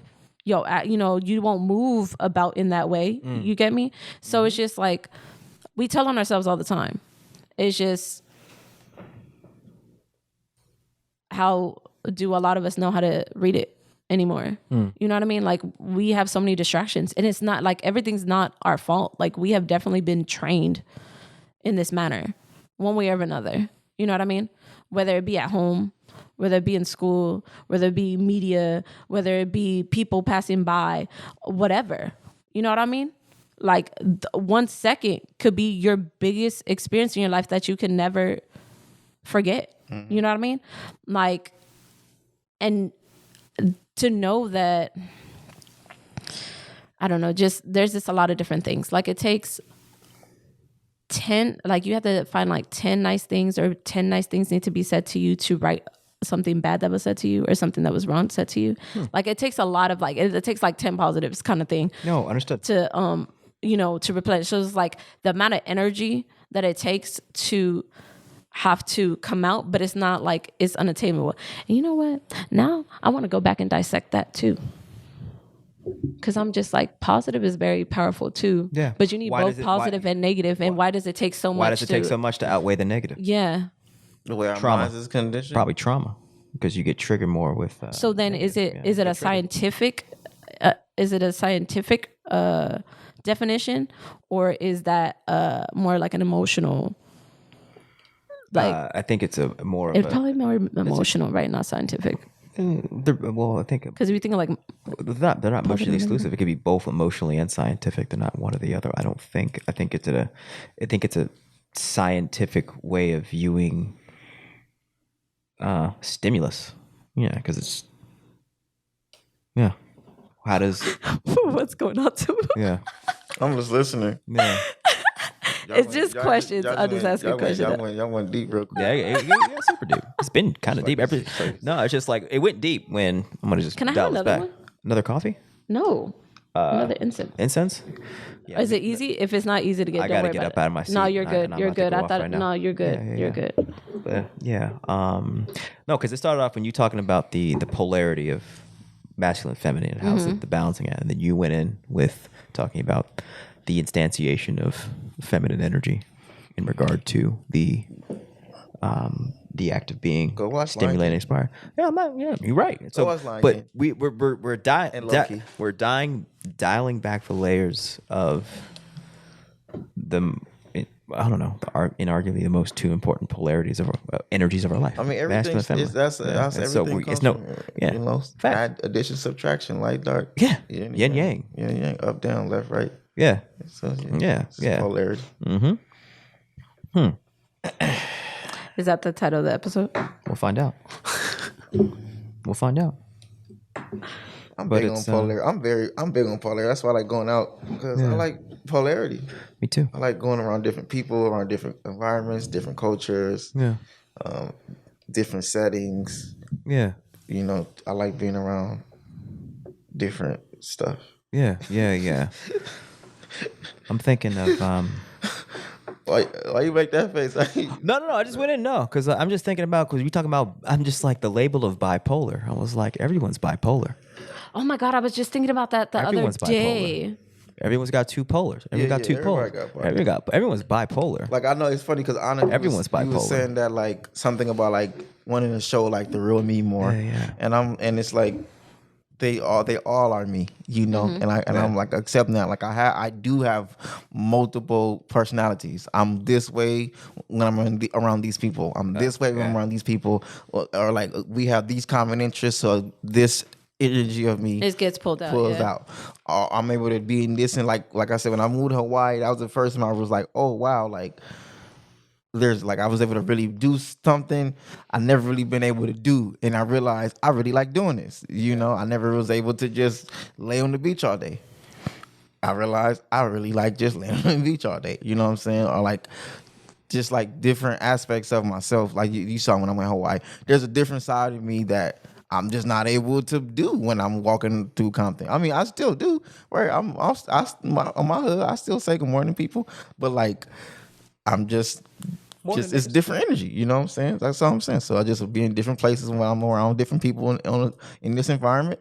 I'm more like this. When I'm around people in this environment, I'm around like this. And some of it is, like you said, due to trauma, due to defense mechanisms, due to coping mechanisms, and some of it is just due to like different energies of myself that I'm allowed to actually come out and be present. You know. Speaking of energies of yourself, I mean, before you die, I want to be. I mean, you're your hair's cute. No, it's nice, it's cool. But you know what? What? Wait, what? Where is this going? See that? Why can't I be keeping? Okay, go ahead. Speak. Let me finish it. I gotta be able to talk to you without throwing low key shade, bro. We've had this conversation. Go ahead, bro. Okay, I've only known you with his hair though.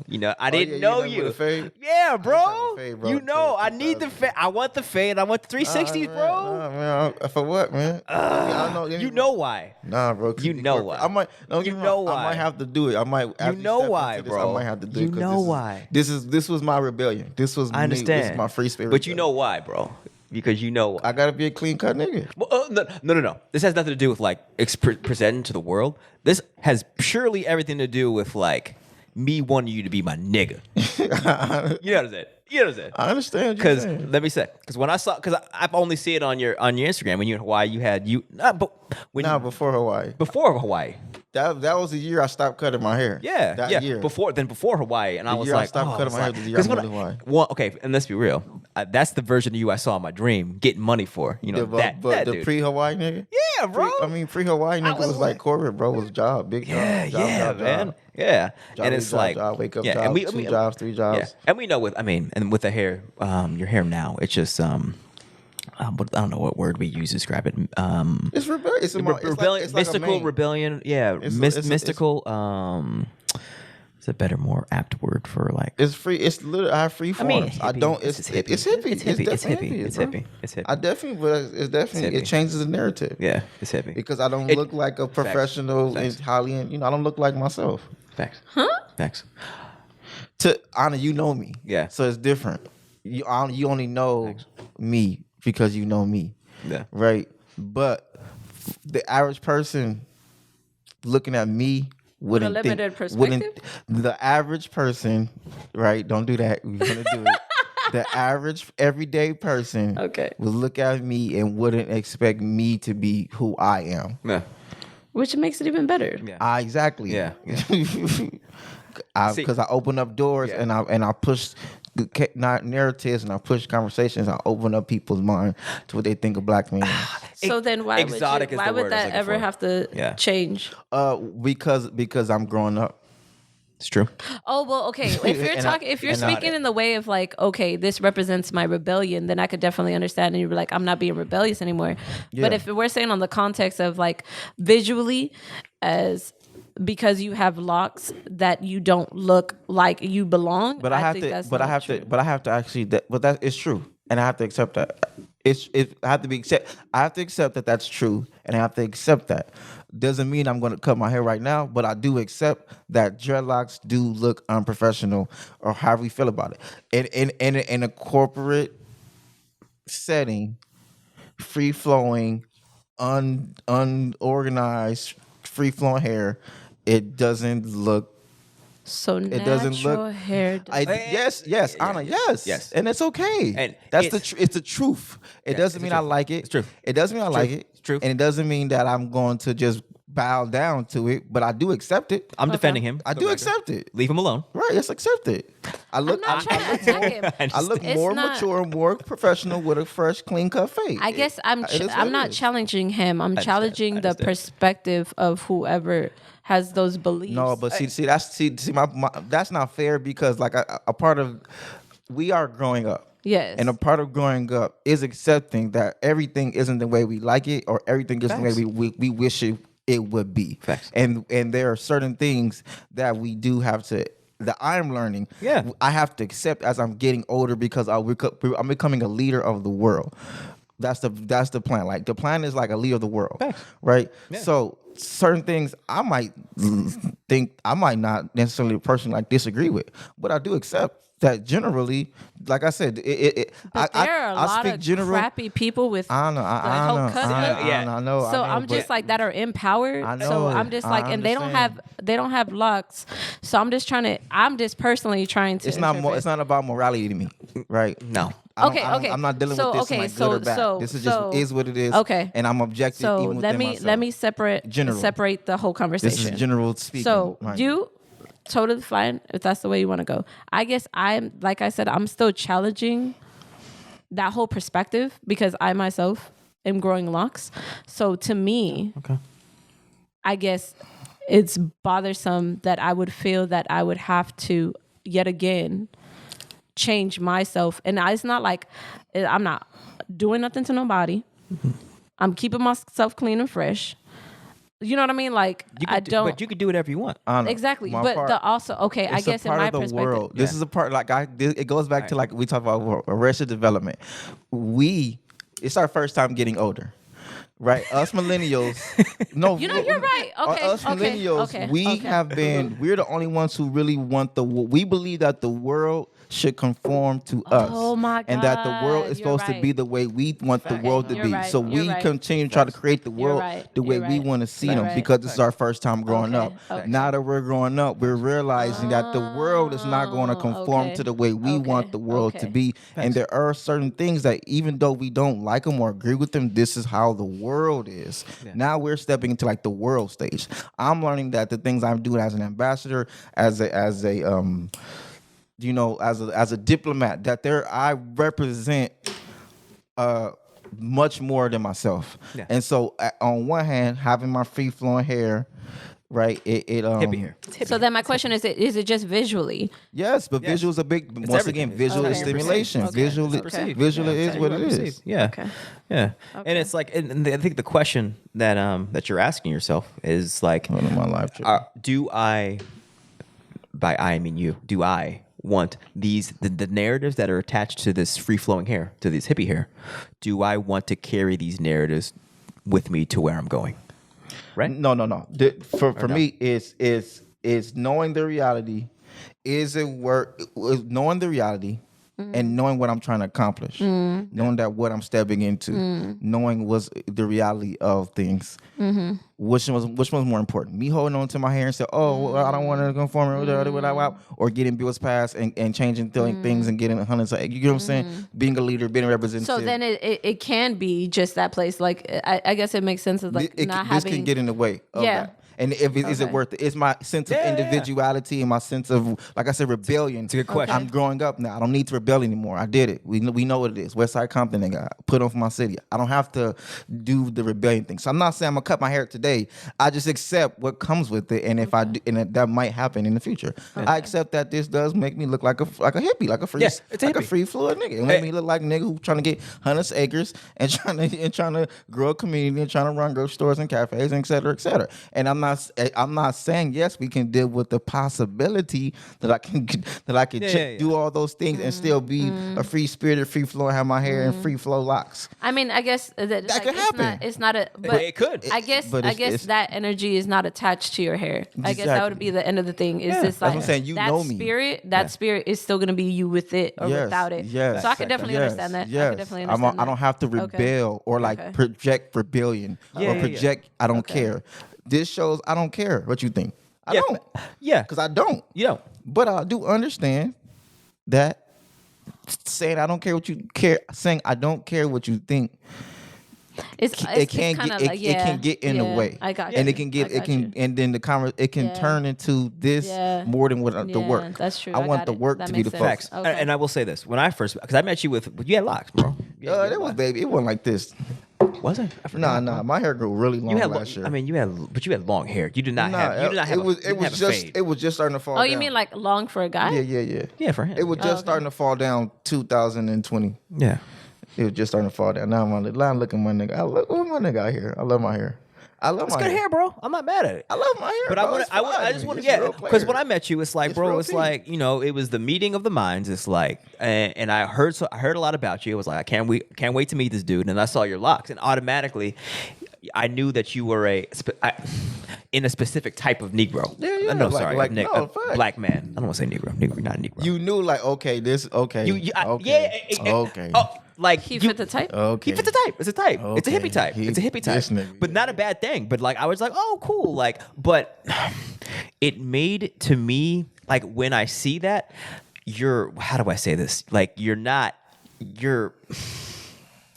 less of a black you know what I'm saying? It's less of a black man. No, I get it. It's less of a black man. I get it, bro. And that's why. Okay, yeah, it's straight up less of a black man. Like I'm not, more of an exotic. More of a nigga. More of a no.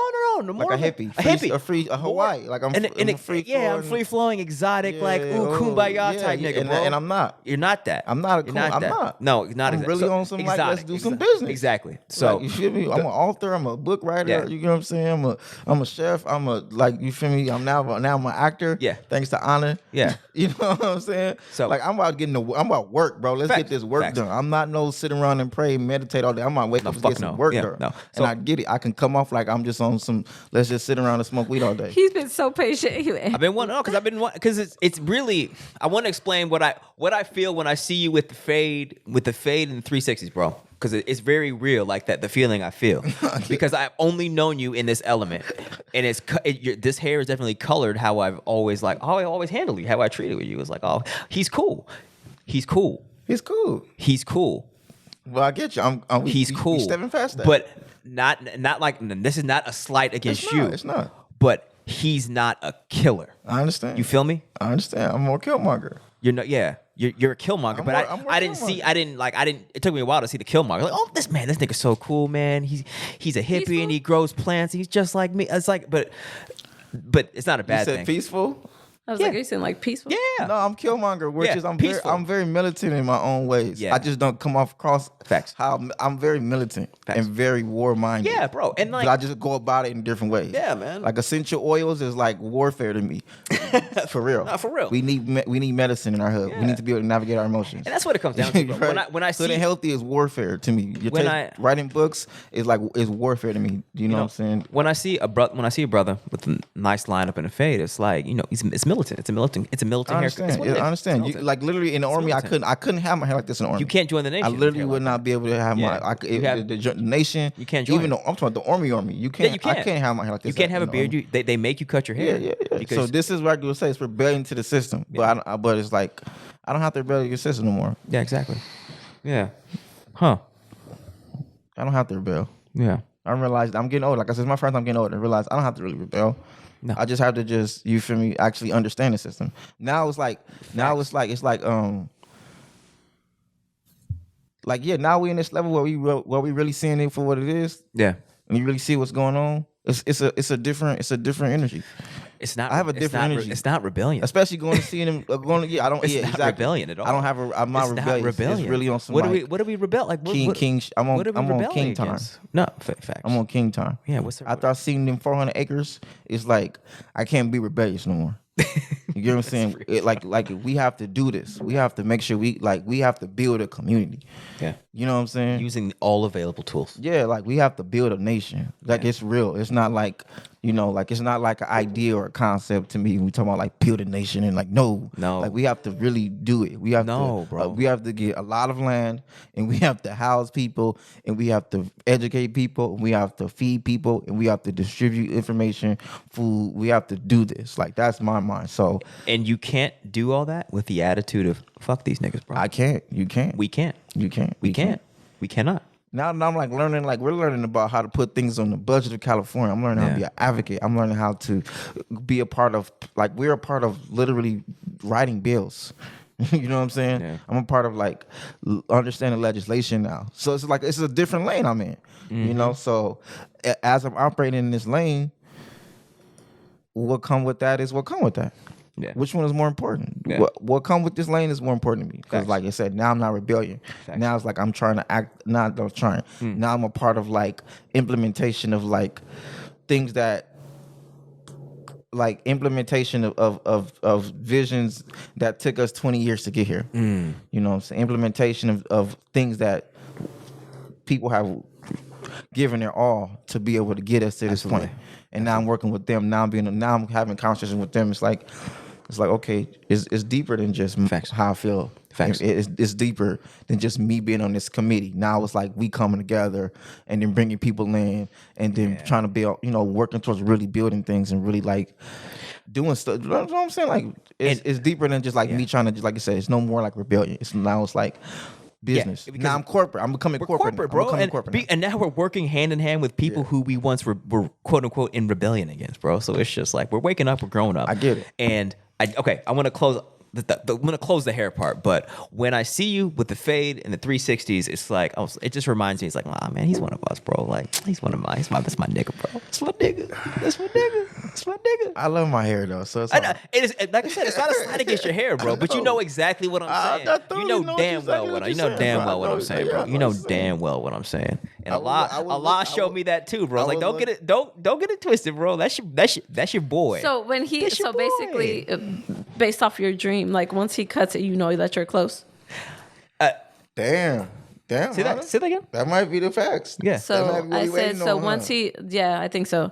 So basically, in your mind, once you see him cut it, you means that's close. Damn, man, I hit him with that bar. Yeah, maybe. Yeah. Damn, maybe. Gotta be patient, my dude. I know, right? Damn, I know, right? Look, I told you. It's real. We gotta be in the That's moment. Real. We gotta That's be here. Real. Because this is like the journey is a part of it. Yeah, and I'll be honest. Damn. When I see those pictures of him with that might be the facts though. Like No. that's my know what I'm saying? It's like I'm still holding on to the free spirit. Yeah. I'm still holding on to the rebellion. When I see the picture because trauma is it's in like the hair. Facts. Like maybe I'm still. This is my last part. Like you gotta grow up, bro. Cut it off. Yeah, and I see that, and I see those pictures. It's a feeling of pride. It's like at the end of the day, my hair. No. I'm proud. Like I'm proud of you because like he's still a nigga that's done all this stuff. Like he's not the hair. He's me. I'm definitely not. He's I'm me. not a free spirit, bro. He's me. I'm a hard working nigga, bro. I'm very organized. Like I get it. It's I get it. I'm an oxymoron. I am an oxymoron. Facts. And I had to accept. And also, let's be 100% buck. There have been black men who use hair as an escape to not be associated with niggas.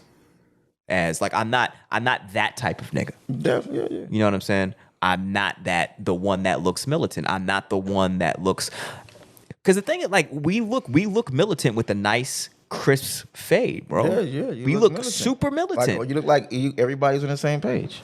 Exactly. And you look like boom. Like you follow directions. Yeah. Facts. But that's not a bad thing when it comes to men. We need not at all. It's not a bad thing.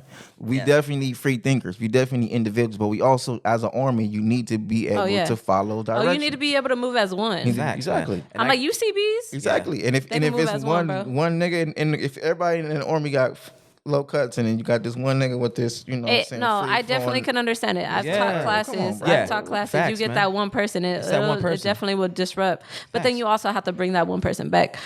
But like you, damn, I got to cut my hair.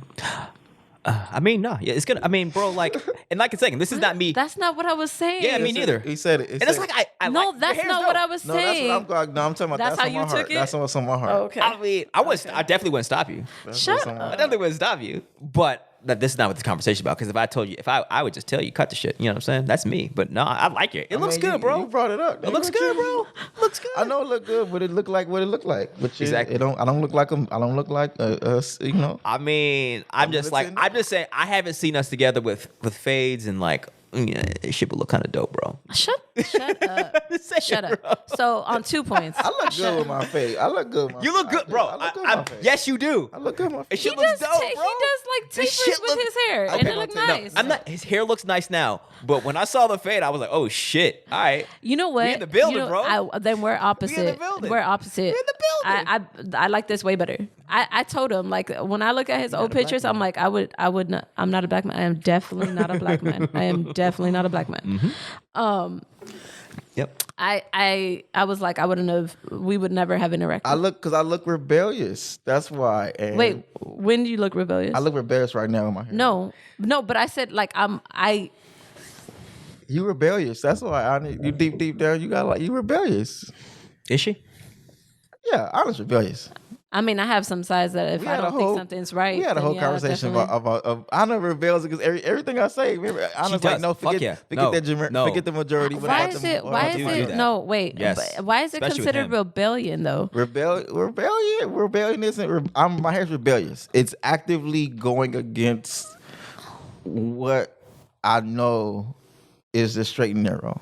Okay, but it's not a negative thing, but it's definitely rebellious. But like what I said before is like my straight and narrow is different than your straight and narrow because we've both have but information. You know a general. You have a general. We all have a general. We know the general straight and narrow. Don't do that. We know the general. This is what you do. This is what you. But if you go to different cultures, there's a different general. No, I'm talking about our general though. That's what I'm saying. You know what I'm talking about, and you be extrapolating to something that you don't. You know what we're talking about. See, I don't live in it. I don't live in it. That's why it's hard for me. You don't think that you have a general you don't think that a general consensus of how everything is of the straight and narrow.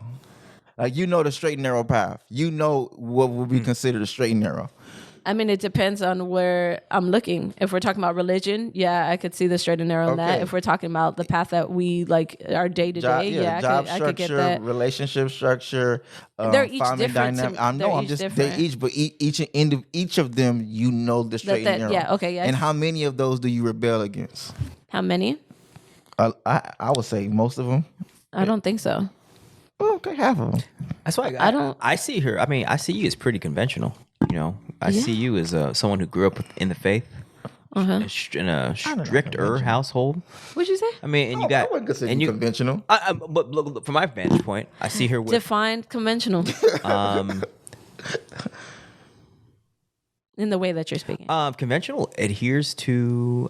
You can also look it up, but I want to hear where your perspective. No, I want to just go with what I meant when I said the word. Go ahead. Conventional adheres to basic societal norms of behavior for a woman. Like I see you as like you got 3 children in your early 30s, and you're with one man, and you don't really curse. It's all for real. You don't. There are moments, but yes. No, you don't. You don't. On an average, no. And you make a strategic effort not to do that. And what else have I noticed? No, you're right. Honest, very clear. Honest, very blue collar in a lot of ways. Yeah, like I think I stand by it. Conventional. Like you when it comes to being a woman, you're a woman. You're a woman. You're a mother. You're a wife to Carlton. And I see the loyalty and I see the love for your family. Definitely. And I see you holding it down for your family. Definitely. And I've heard you say shit that conventional women would say, namely last week when you said, listen, motherfucker, returning to the male counterpart in the relationship, not Carlton. Listen, motherfucker, like you just make sure that we're safe and I'll hold it down. You said something like that. And when you said it, I was like, God damn, that's a traditional feminine, traditional woman's role in a conventional women's role in relationships. Like, yeah, go out there and get it. I'll hold it down, but don't fuck up. So, and I've actually yet to see anything that I've seen from you in our limited, not too limited now, interactions where you would be like, to me, rebellious. I feel you know what I'm saying? But then she on your ass. Yeah. And then also, like you said, we have just different. On your ass. We have different dynamics. I would say, you know, and we look at the word different. On my ass. Like I look at them filming Hood and Healthy as rebellious. Why? Bro, how you seen Hood and Healthy? That's rebellious to me. Oh, you're talking about them, not the act of them filming it, but like us creating Hood and Healthy was rebellious. Oh, understood. You know what I'm saying? There we go. That's different. I thought you meant like them holding cameras is rebellious. No, like I'll go watch Hood and Healthy. I mean, it depends who you talk to. It could be considered rebellious because we're women of color. You know, that is rebellious. Y'all don't do that. I mean, usually women don't. The roles that you guys producer and film. Yeah, that's. I'm talking about the creation of the whole thing is rebellious. Like the show was rebellious. The show was rebellious. The show's rebellious. The show's rebellious. And just to be clear, we did not go into it with that perspective. We thought that the idea itself, it happened. I knew. He might have known it was, but for us, saying this type of stuff, I didn't lead with that because that's not what I'm trying to do. I understand, but is because I felt that it was important for us to give people information. Everybody. We didn't limit access to anybody. We didn't be like, oh, because you're this, you cannot partake. No, it's just information. Yeah, absolutely. That's all we're sharing. It's just information. That's right. If you went and read about it, you could find this information yourself. It's not It's not like you can't have access to it or access to people. You can go to the federal buildings. You could go to all these different places. You could go to the libraries and read yourself a book. Absolutely. Like there's all this, you have access to it. There's so many people talking about this stuff. Facts. But like, I think what it changes what we're doing is just that we're a group of people that aligned with each other and we all equally believe in what we're doing. And we're not doing it for money. We're doing it because we could have stopped a long time ago. We're doing it because we believe in what we're doing and that everybody deserves the access to this. So that's why I don't consider it rebellious, but I consider us change makers. Like we're showing you. We're showing you. That's it. All I'm here is to be a representative of myself. Facts. And then you see me and hopefully that enlightens you in some shape or form or shares my light with you so that you can share the light with yourself and share the light with somebody else. That's the core. That my interpretation and my experience in this, that's what it's been. Yeah. So, yeah. Man, okay, I'm really like, when you look at the word differently, but it's like going against the grain. Yeah. Well, That's all. Yeah, on a that level, yeah, no, definitely, we are definitely us doing it, yeah. Because if you look if you look this up, you won't see us. No, hell no. Like this is when I tell you how many like hours I had to spend trying to look up plant-based recipes. And try to find anybody that looked like me because I was like, you might be able to season like how I like to season, or you might have a perspective, or maybe there's a more of enjoyable experience if I watch you because I can align with you. And it's more so now that I'm starting to see more versatility and more a change in dynamic and a diversity of people, but that wasn't so just a couple years ago. Not at all. Like that just a couple years ago. When I first decided that I wanted to turn my catering company, me and Lou's catering company, plant-based, people told me I was making a horrible mistake and I was going to fail. Really? Damn. Wow. Yeah. 2 years ago? Huh? 2 years ago? When did people say that? Oh, 2015, bro. Oh, okay, understood. 2016. Wow. Damn. I was like, we're going to go full-time, we're going to go plant-based. That wasn't the culture back then? People was like, bro, you're going to go plant-based, bro. You're going to go what? 4 years ago. Like, bro, you're going to, bro, like, But you got to think about all the stuff that's been going on since then. Damn. People really started to like realize about, the environment changing, like what we consider global warming and things of that nature. Like around that time, like it was really actively within the you're right. I think the couple years before that, really people started to like open their eyes to all these different things. There was a lot of information going out there that people were like, they say people don't care. It is not possible for people not to care because even if you go to our basic need, we want to survive. Facts. So there's no way that there's this many people that, and it doesn't outweigh the masses. Like there's just no possible way. Even the people that could probably outlast anything because they think they're money and get to the top of the mountain or whatever, like they still want to survive. So at some shape or form, like things are ultimately, because they always have, are gonna change. You know what I mean? It's just a natural occurrence. You know what I mean? We just have a hard time letting go and changing because we think that what's next is worse than we are now. And a lot of us have that perspective, right? Because there have been a lot of negative things have happened, and that, you know what I mean? And like just any change too as well can be scary, either positive or negative. They say it could cause the same amount of stress in the body. Okay. It's change. It's the unknown. So it's just like, look. All right. I just had a cognition when you these last two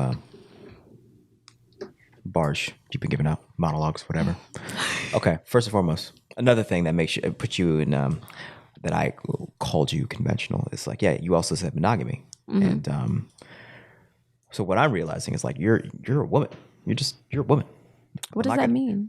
Oh, conventional. No, you call it conventional, but like I'm just like when I see you, it's like, oh, that's a fucking woman. Well, I'm gonna take it as a compliment because I feel like I mean it as one. I mean it as one. I'm gonna take it as a compliment in the sense that like how I'm taking it as me feeling like a woman is that, and I don't maybe I don't know if it's the masculine side. Like that's what I'm like. I'm really serious about learning about that stuff because I like to learn about stuff like to the core. Like what is that basic? Because if you could constantly go back to that foundation, right? That would versus all the different types of verbiage or interpretations. That's why what I also learned is What should we define? You keep talking. Oh, you go first, do feminine, and then do masculine. What I've learned is the greatest way for us to be able to communicate these intricate things is the meta nature. So for the meta nature is us explaining every science and all science in a very cohesive story. Right, that's why I just said go watch Lion King because this story is the story of masculine and feminine energy working, and the same in the story of masculine energy and feminine energy working together, going back and forth in different expressions. Like the hyena is a type of feminine energy. That's Nevhead. So Robbie, a type of feminine energy. That's all I'll say. More so queen, more so mother, more so wisdom. Yeah. You got Nala. You got like I said, those are main archetypes. It was like the hyena. That's funny. No, for real. That's bro. for real. That's real shit. You know how in hyenas, in hyena actual life, like I'm not trying to even piggyback on what Kevin Samuels was talking about, but I just didn't like know what he said, but he talked about that. But in hyena culture, a hyena, like men are like they're like discarded. Men are like the lowest of the lowest when it comes to like. That's why if you watch Lion King, it wasn't by accident that the woman was like running everything. She was running. Yeah. But that's literally how That's hyenas. Goldberg, That's how hyenas are. That's how hyenas are for real. Oh, word! I didn't know that. Like men are like you lame. If you're a woman, you're on top, and it's a woman, and then it's the babies, and then it's men.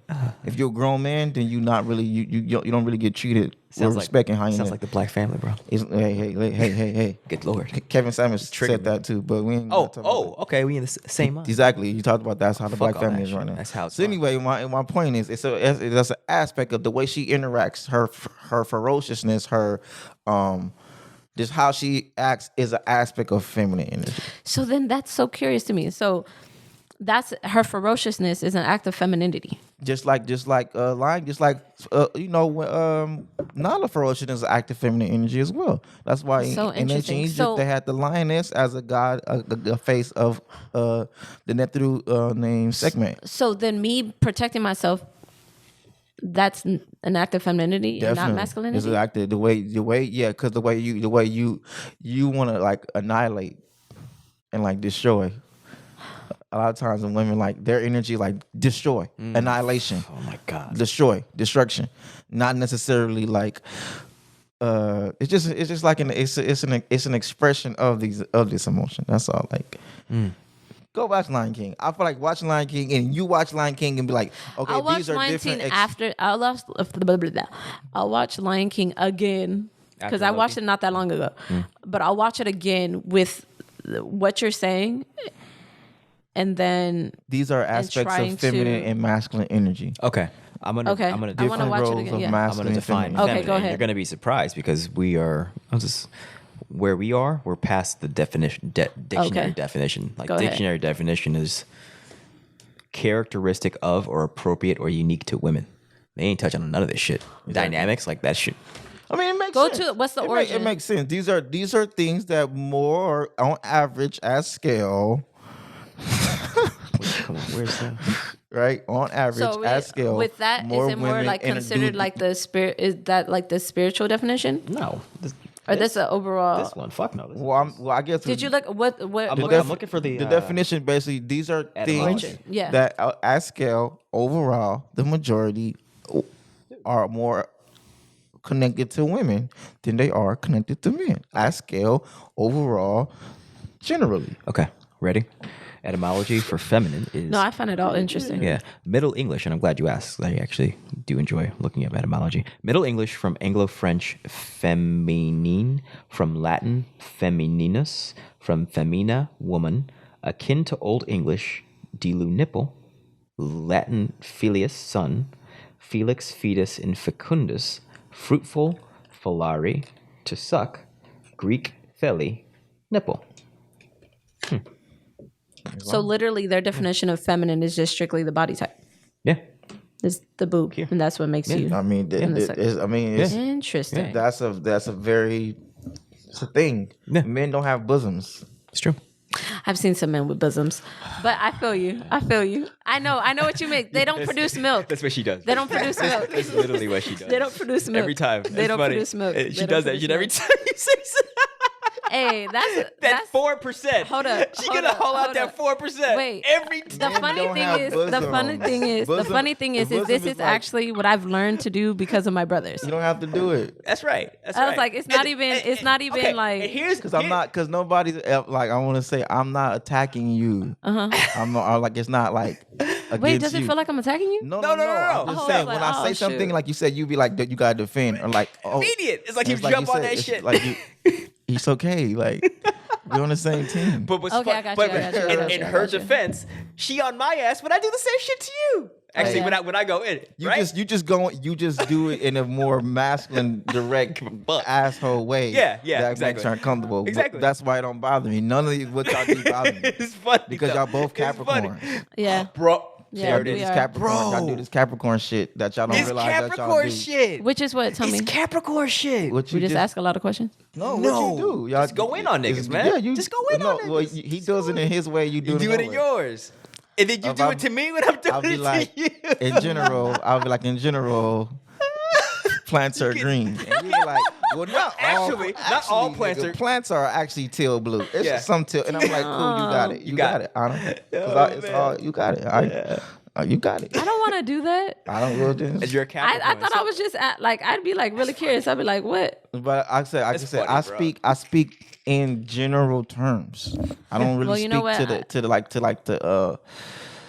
once again, like I said, I just treat the world how the world is. Like it's not up to me to be like, what about the special cases? Not for what? For what? We get special cases, don't get things done. Well, because I think I'm a special case. I understand. We are special cases. So that's why I'm like, I have to find them important. We growing up though. That's what I'm saying.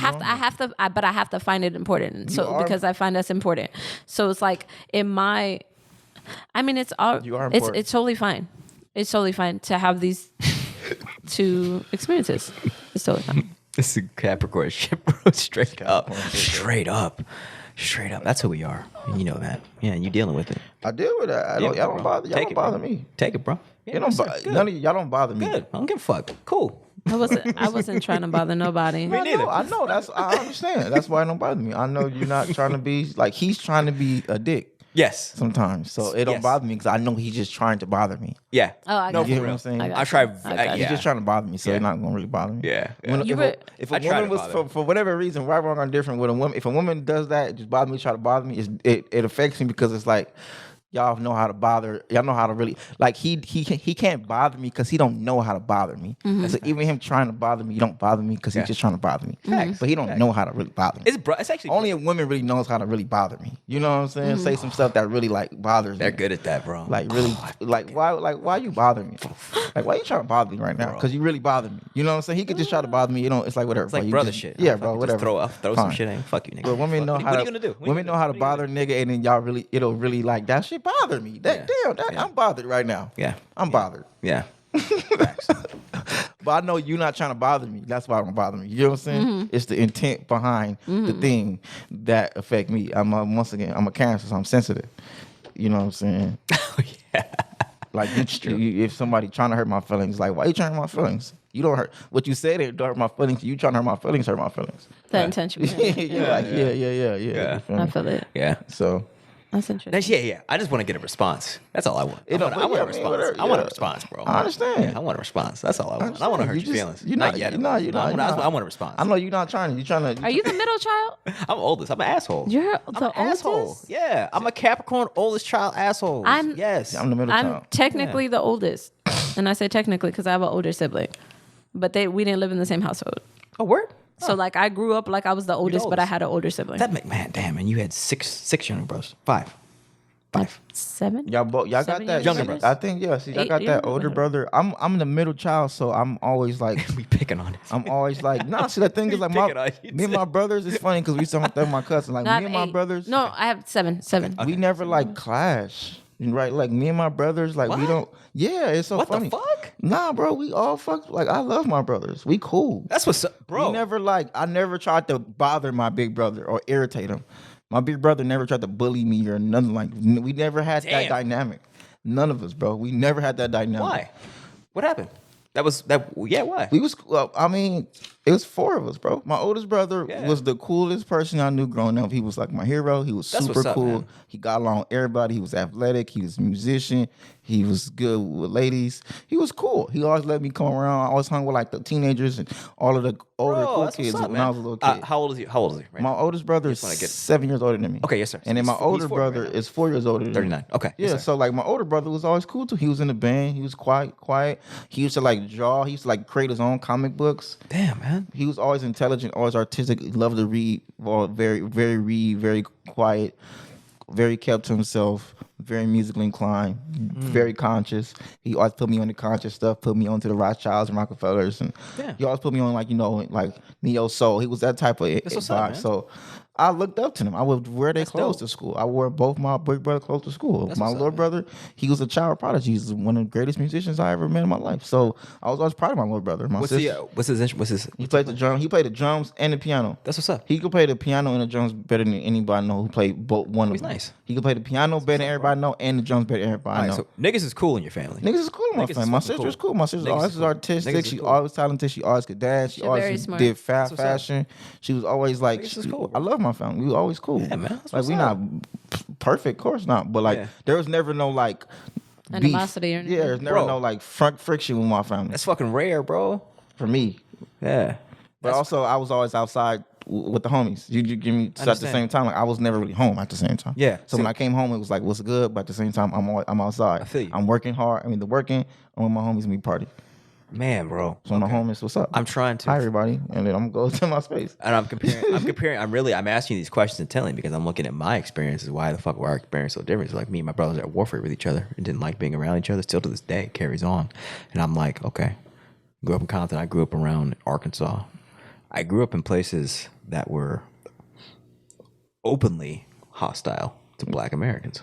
I think that's probably why we came close because we came from these environments where we knew like we got to stick together. Yeah. Right. We in Compton. I'll be around my brother when I see the police harass him. Understood. You know what I'm saying? Yeah. I'll be around my brother when I would see people try to bang him. Interesting. So it was like we survived this together. Understood. So it's definitely like we a unit.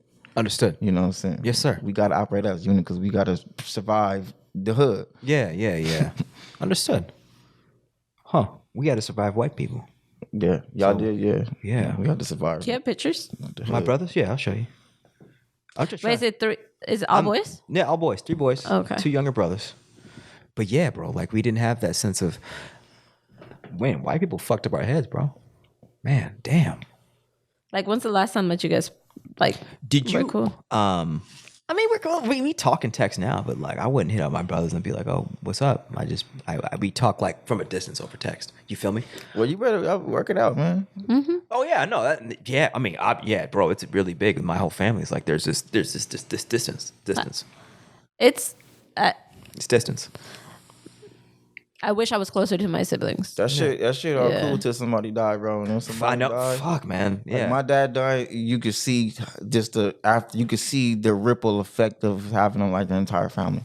On that level, just seeing what comes from death is really like it make you definitely have to look at things. It make you mature. Like I got my soul stone. That's really how I felt. Like like I got my soul stone. I get it. I feel like Thanos when that nigga woke up in the river with the soul stone. Like shit. Like okay, I can do it now, but shit, I have a deeper level of wisdom because you went through some. You feel me? You see shit differently, bro. It affected my reality. It affect everything. It affects everything, bro. Yeah, so why y'all can. I'll say work it out because for the business as well, not only just for the emotion, but for the business. Yeah, you feel me? For like the real business. As Asiatics, we gotta get our family. We gotta get our family in order. A state business in order for real. Bro. Oh, because when somebody died, then the business side of it is like, oh shit, we didn't think about the business part. No, it's a real part. When somebody died, you got to deal with estate planning, business planning, wills, finances, resources, this and that, etc. All this stuff that most of us don't even know the definition to, or even know that they're words. Right. So like even that is like huge that you're talking about it now because we don't think about that. Deeds. We just be scared. We don't even want to touch none of that. No. But it's just like, yeah. it's We got to get lawyers now to do all type of stuff and sign all kind of papers and certain debt. We got to make sure that like there's certain debt that my dad had that they just say, okay, we're going to just cancel this debt. But there's certain things that we got to switch over and put my mom's name. You get what I'm saying? Certain things we got to help her with, make sure she got everything good and Social Security and then insurance. It's a lot of a lot of business, bro. Yeah. A lot of real business that we have to do. Yeah. That's why I be trying to like, I was talking to my cousins a couple weeks ago about this, like, bro, we got to think about this stuff now. It's all because you don't think about it when your parents are alive. You know, when somebody died, and then you got all of this actual business affair that you got to deal with, and it's a lot. You know, fortunately, I made sure my dad had life insurance. Lesson But learned, bro. a lot of parents, I don't know how many of our parents got life insurance. Facts, man. And so that way they're actually able to pay for everything. And even with that life insurance, whose name is being put in? Then you got to deal with that. Are you gonna turn over this much money to somebody who not competent enough to somebody who never had this much money before in their life? You gonna get him that much money now?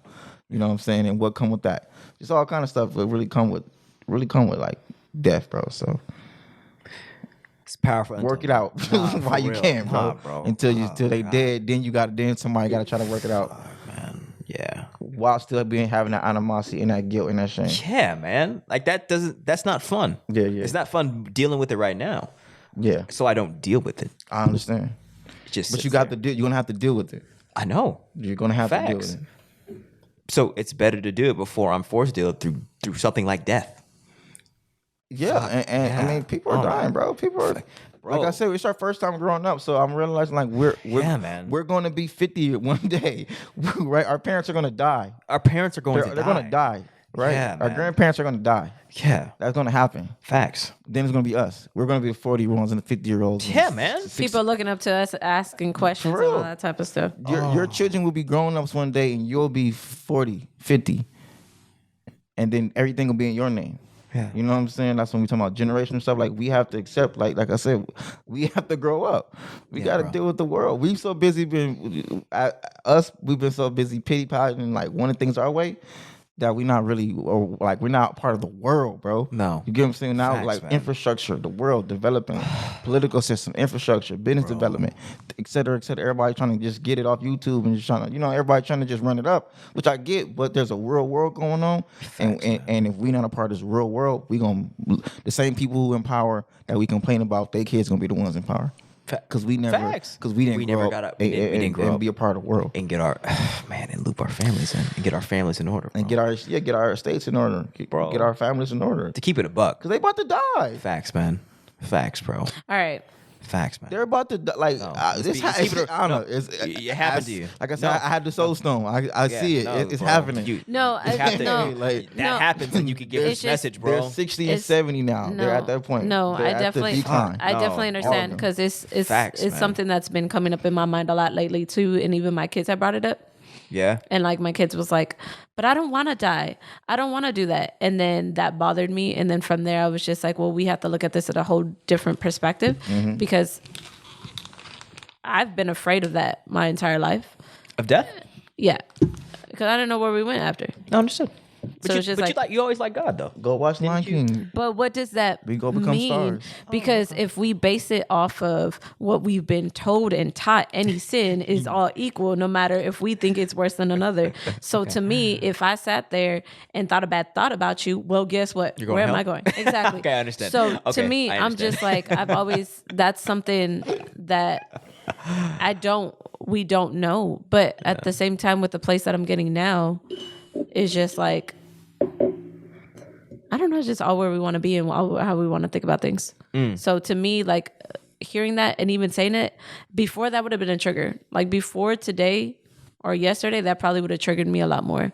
And right now it's just like a matter of putting things in perspective or like even interpreting and like how you were saying, like we need to get with it, right? And it's all about being active and being here and being present because most of the time we're trying to be distracted and not be here. That's why we haven't been growing up, right? But then there's a certain amount of growth and beauty that happens when you stay childlike in a little bit because we still need that. Because guess what? If we didn't, we'd probably be still thinking life should be as it is right now. and we would just be going with it. So it's not necessarily a bad. I think we're supposed to be waking up at this time within the past couple years and letting people see. And that's what I'm like, there has been deaths of selves many a times. You know what I mean? And not even just in this physical body. You've probably died multiple times. You know what I mean? To get to the place that you are right now. So now that I'm re-evaluating what death is to me, I guess that is like, yes, get our stuff in order. It's here, this is definitely getting stuff in order, because it doesn't have to be that place that it needs to be.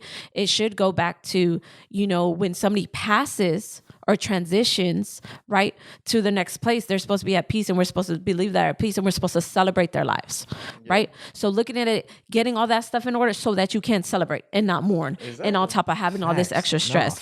So to me, it's just like, all this is important, and we do all just need to come back here and be present, but we needed to be all over here just for a minute, just so that we can get to where we need to go. So again, thank you guys again for like just awesome super game, bro. Conversations. Super game, man. Hey, man. Nah, man, you pay for it. Work it out, bro. Nah. Like I said, much more than my free spirited hair, man. I've always known that, but like, nah, you're saying, you're making me super uncomfortable. And mind you, like that's I said, how I know what you're saying is true. My dad dying, like I said, it's something that affected the whole family. So these are conversations that we're all having, like at scale.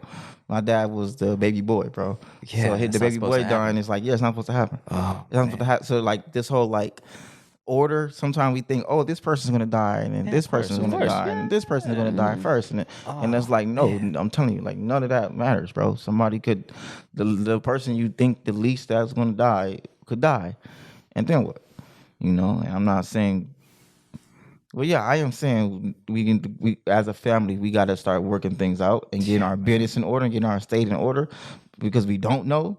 And just in general, it's just good to just start operating as a family, as a business, man. As a fucking business, bro. As a family, bro, because a family's a business, you know?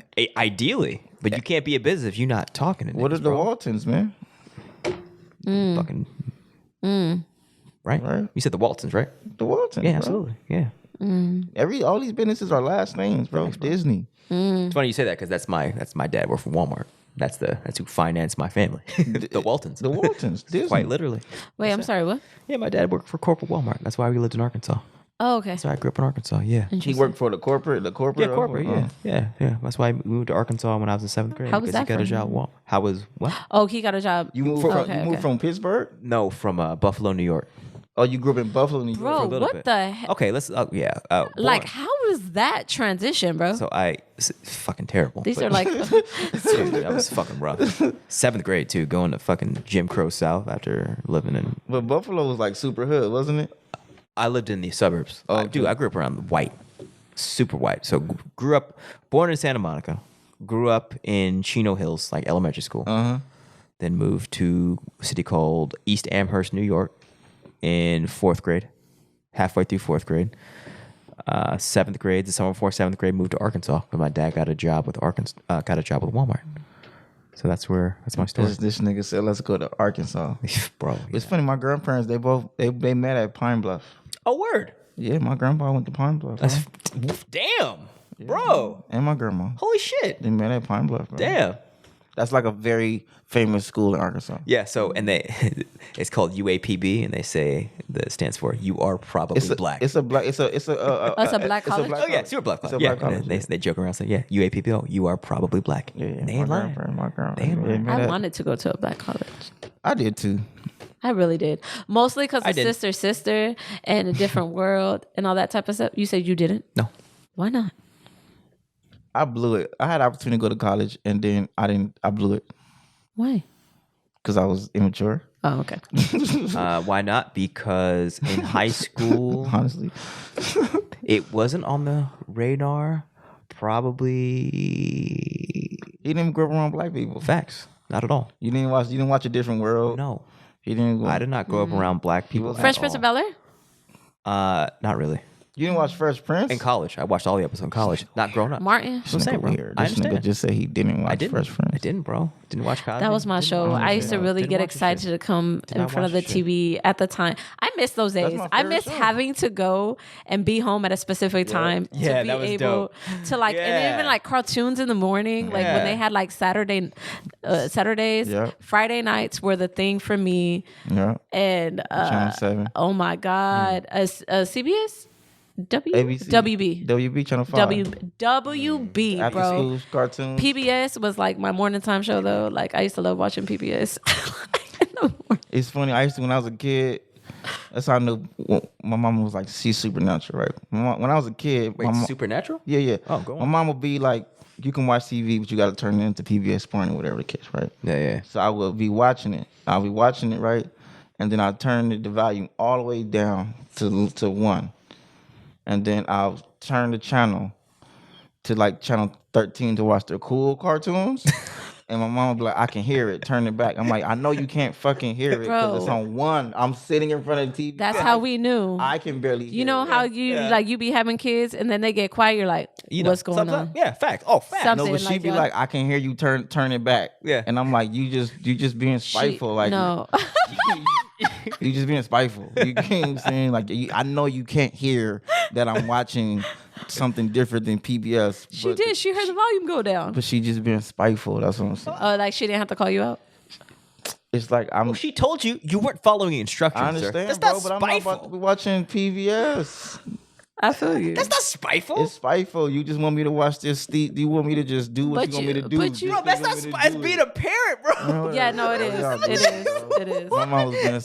That was my interpretation. Like it was like you just hating. You just hating right now. Like She told you what you doing her job, bro. like whatever. She was doing her job. Come on, we know all the shows is programming anyway. Whatever. You salty, bro. Yeah, I'm salty. You're super salty. I was trying to watch the cool nigga show. I ain't got nothing to talk about with my friends. At like 4 or okay? 5, So I was like 5. You know when you 5 and everybody go to school, you 5. You want to have something to all talk my about? brothers. Oh, you didn't get to watch Recess? No, that was like a little elementary. I'm talking about like when I was like 5, 6, when everybody's in school. You know, 5 when you're in kindergarten, 6 you're in kindergarten, like you have a half a day. Remember if I even watched TV at that time? Yeah. No, I was. But once again, I was always a middle child. It was always everybody too older, and I'm too young. I'm always right in the middle. I've always been the most. Like, I had to be relatively interdependent or independent because I I think was we the had middle. to watch adult shows. I'm the middle child. And when I say adult, like news and stuff like that. I don't. When I was really young, I can't remember really watching like kid shows. That was. I know when we got cable, we watched all them. My parents, they watch nothing but news. They love the news. They love the news. Man, Yeah, I understand. I really. I love my parents, I understand. but I can't. Black I couldn't. parents Once love I the get, news, I think bro. like They through love high that school, shit. I started to realize I was like, this is depressing me and making me very anxious about heading out this door. So Yeah. I can't do this anymore. yeah, facts. Bro.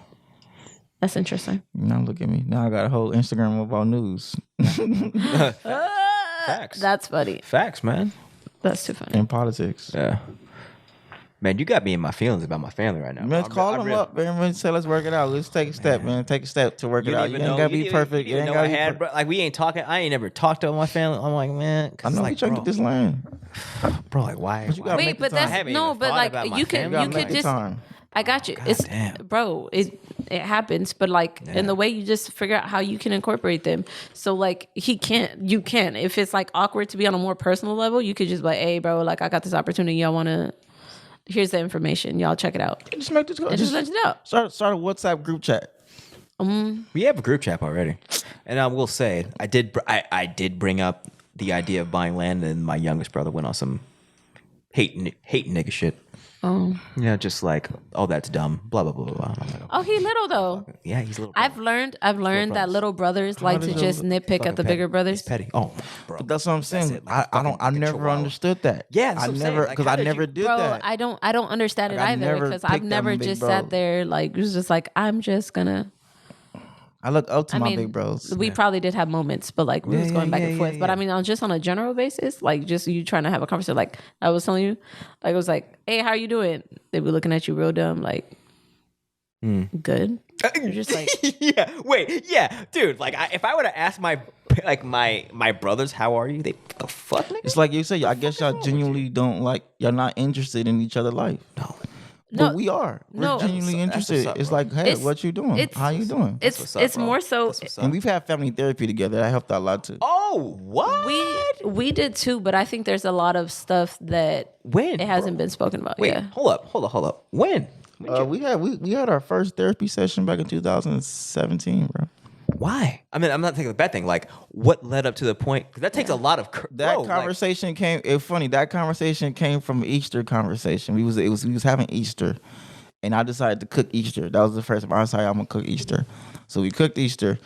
And my sister was like, basically, we need therapy. We need a family therapist. Fuck it, dude. Yes. And my dad was basically like, he will only go to therapy if it's a Christian therapist, and that really triggered me, because I'm like, you need an objective person. You can't have a therapist who agrees with what you you can't have a therapist who's going to agree with you Going in. Yeah. That's the parameter. The therapist has to agree with my morality for me to be therapy. I'm like, that's objective to therapy. That's counterproductive to therapy. Yeah, and it turned into another conversation. I'm like, Dad, do you even know Muslims? I was like, how you ever really sat down with Muslims and had a conversation? Yeah. Like, you be talking all this, but like, Muslim communities are established as the most peaceful communities in the country.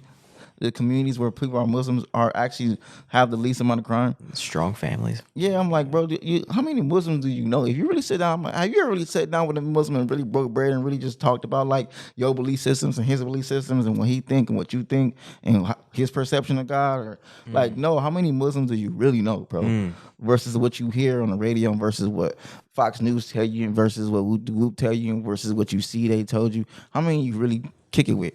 You know what I'm saying? So during that conversation turned to something, and my sister booked the therapy session, bro. And we had one therapy session, and then it put up so many skeletons in the closet, and we really realized how much trauma we have, and that our trauma we have is not normal, and the way we grew up is not normal, and growing up in the hood is just really not normal. The things that we grew up around it's just not normal. It's just very traumatic, very violent, very dangerous environment. Damn. And then things happen after that. And how many sessions in total, bro? We stopped for about like a year, and then we picked them back up like 2019, 20. We picked them back up. Yeah. Damn. My sister she's always been a catalyst for us having therapy. What's her sign? Her sun sign is in Aries. Where? I don't know her whole chart, but I know her sun sign is in Aries. And her being a baby girl, she has different trauma. She's the only girl, and she's the youngest. So, and she's a girl. She's the only girl, and she's the youngest, right? So, there's things. Her trauma is different than all of us is because we're boys. Yeah, and we move differently, and we seek things differently. We don't necessarily need or desire the same type of interactions that she does. She's a girl. She doesn't. We all boys. Leave me alone. You go do your thing. Like I said, we cool. So you go do your thing over there. You do your thing over there. Damn. You do your thing over there. I'm gonna do my thing over here. We good. My sister, she's a girl. She don't. That don't work with her. No. She can't. You can't do like, all right, you go be by yourself. Bro, that's tough. And without even. That's just how we are. That'll fuck you up. Yeah. That's just how we are, right? It's like I love y'all, but I want to be by myself. We all love being secluded, boys. For the most part, like we love being by ourselves for most of the time. So. Therapy definitely helped us to communicate and helped us to deal with our own mental health. I've been getting therapy since I was like 23. Individual therapy? It started as couples therapy. Oh, word. With a lady that was dating at the time. Yes, sir. And then that was a traumatic experience. I understand. Long story short, the therapist convinced her to break up with me and tried to hook her up with her stepson, who was also engaged and had a 1-year-old. Wow. Yes. That's a thing, dude. That's a thing, bro. That's a thing. That's a thing. I didn't find out until like months later after we decided to work it out. Tried to come back and work it out, and then she told me the story of like that's fucked basically up. That's against, you can't do that as a therapist. That's against the rules. So, you cannot do that. This just makes you this is those little stories just make you realize that they're. And mind you, this is like this was like the assistant pastor of the church, and my dad recommended a good Christian. Yeah, facts, right? So that's why I had to pop out on my dad about that too. Like, Dad, you recommended us to this therapist, this good Christian, wholehearted, we love Jesus therapist who was was really doing some real wicked shit. Right? Bro. That's beyond. In the name of G, like this is like my dad. You feel me? He recommended these lady to be our therapist, our relationship, to help us strengthen our relationship. For this lady to actually get in between and turn us against each other and put things in her mind. And then soon as we broke up, literally like the day of, I'm not exaggerating, the day we broke up, she was like, all right, well, what's up, my son? Who was also engaged and had a 1-year-old. And he had 4 kids and had a 1-year-old by his fiance. Yeah, so yes, I know, right? Jesus. Yeah, man. Man. Bro, like you're saying so Jesus, much. right? Jesus. The shit you're spitting right now has been incredibly powerful. And it's like, bro, I have literally been running away from my family since I left. I understand. Since I went to college. Like, I keep in touch, but like it's always like. So what are you running away from? Islam. It's a good question. Yeah, it's a good question. The trauma from being raised in that family. The Ascension Therapy podcast. Yeah, no, for real. The trauma from growing up in a family that didn't deal with emotions and its issues and its hurt and its pain and its sins against each other. Never confronted, never talked about, didn't go to no damn therapy, never discussed. And so I'm gonna go to my dreams. And this is why, God damn it, you being God right now, bro. Therapy's needed, bro. You're being God right now. Family therapy is definitely needed. You're being bro. God right now, especially to me, because I've had dreams where like I see my family like suffering or burning up, and I'm just like there watching, and God's like, you just gonna stand there, bro. What the fuck are you gonna do? Hey, you gotta get right with your family. I gotta cut my hair, bro. So this is Fuck, man. I do want to say this. And what's your task? The task? Oh no, I have sleep. Stay on your ass, bro. No, continue meditating and growing myself and being in a place of peace and calm for myself and my family. Cheers to that. But Facts. For you, what came to me when you said that is, I think what's helped me process a lot of trauma and pain that I've gone through, and a lot of stuff that I realized that I probably won't get sorries for, or hugs or kisses or anything that I needed at that time, besides myself giving it to myself, is realizing where they're probably coming from. And just by the little bit that I know and all the trauma that you guys were probably experiencing outside of that, and him working in the corporate world, how you guys were bringing everything that you guys experienced outside inside.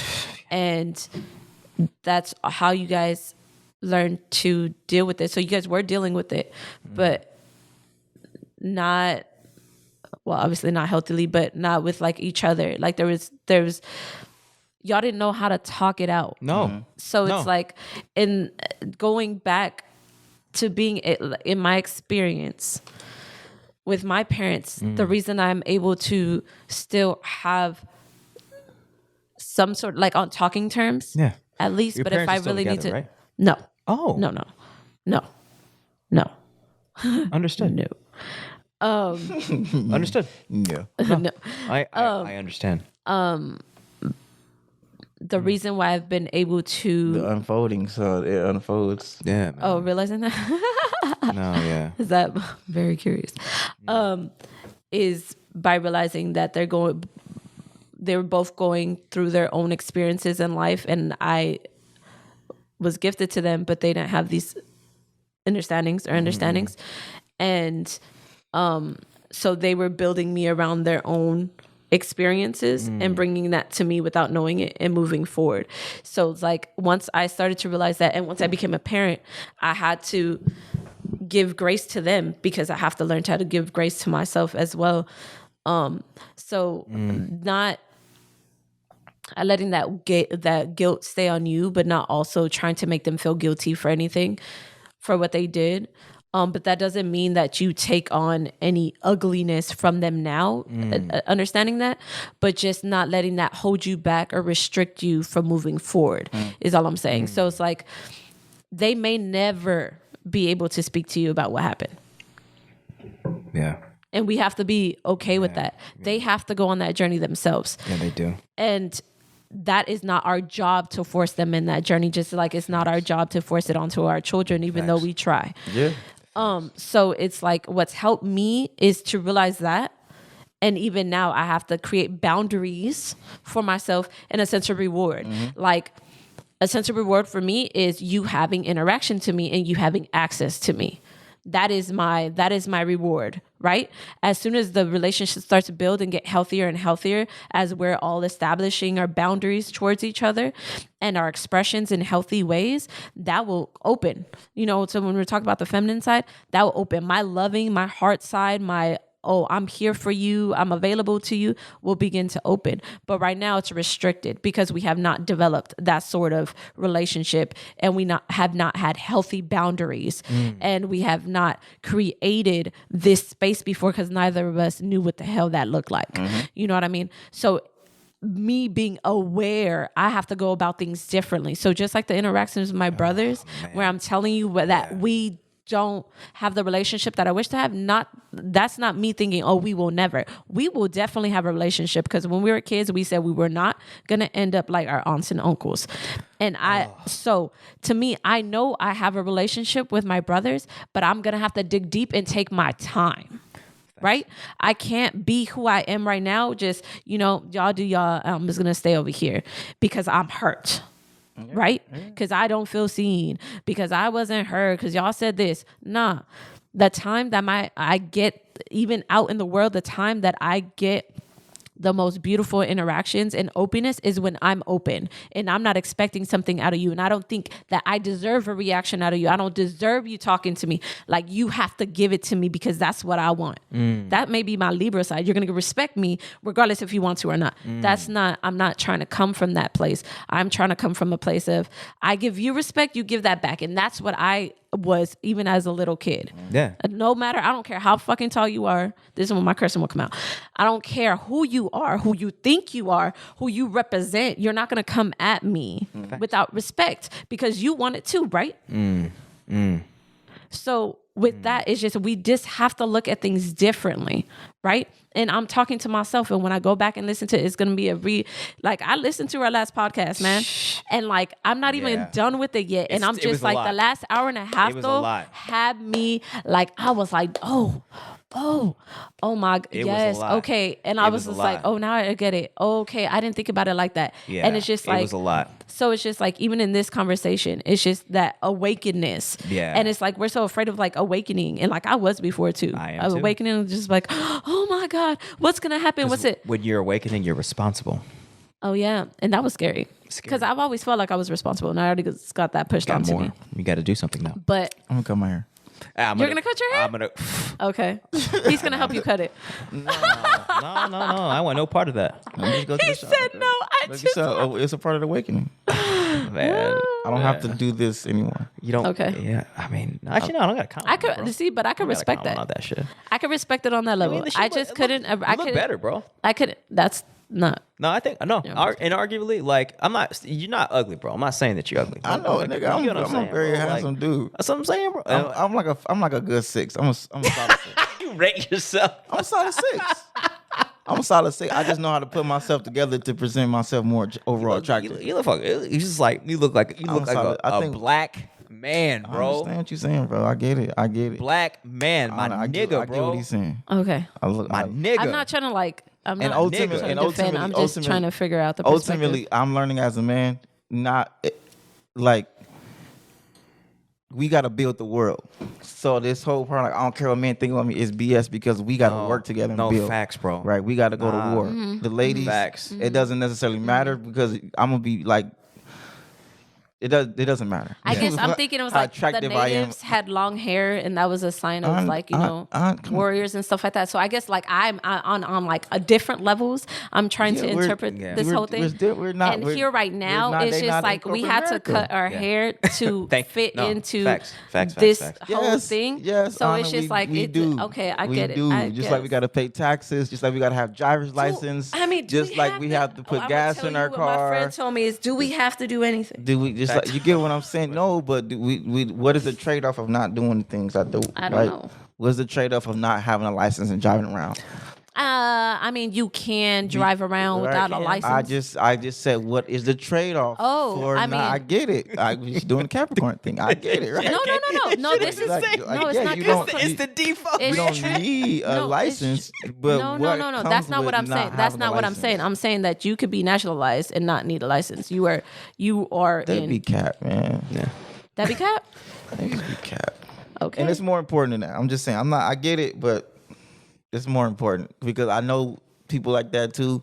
And it's still. And then once again, situation. what's the trade-off? What comes with? Okay, I got you. Right? I got you. Okay, so what you're saying is to be in this space that we're in right now. There's certain ways that we need to navigate it. Yes. Which makes sense. Okay. However you feel about these certain ways, is you sometimes we make things harder on ourselves by trying to stay in a rebellious spirit. Okay. Then we need to by actually just compromising and being more diplomatic within ourselves and being more ambassador with how we navigate and how we represent what it is we're trying to do. Because it's a part of politics. I'm becoming a politician now, so I'm understanding this is politics. And also, I'm gonna be honest. There's give and take. I'm gonna be honest. For object, what we really want. We really want land. I really want land. I'm excited about you cutting your hair if you do it because. What I shut up, nigga. No. But I don't want white people to be putting you in this box, this exotic Negro box. I understand. You know what I'm saying. I like that box, but I understand that box. The trade-offs of that box. Exactly. Sometimes I'm not taking that serious as I need to be, bro. Because I'm telling you, bro, when you I look like a free-spirited nigga. Yeah, and then when you have your hair cut the way it was, the way I saw you over there in my dream with a little black boy.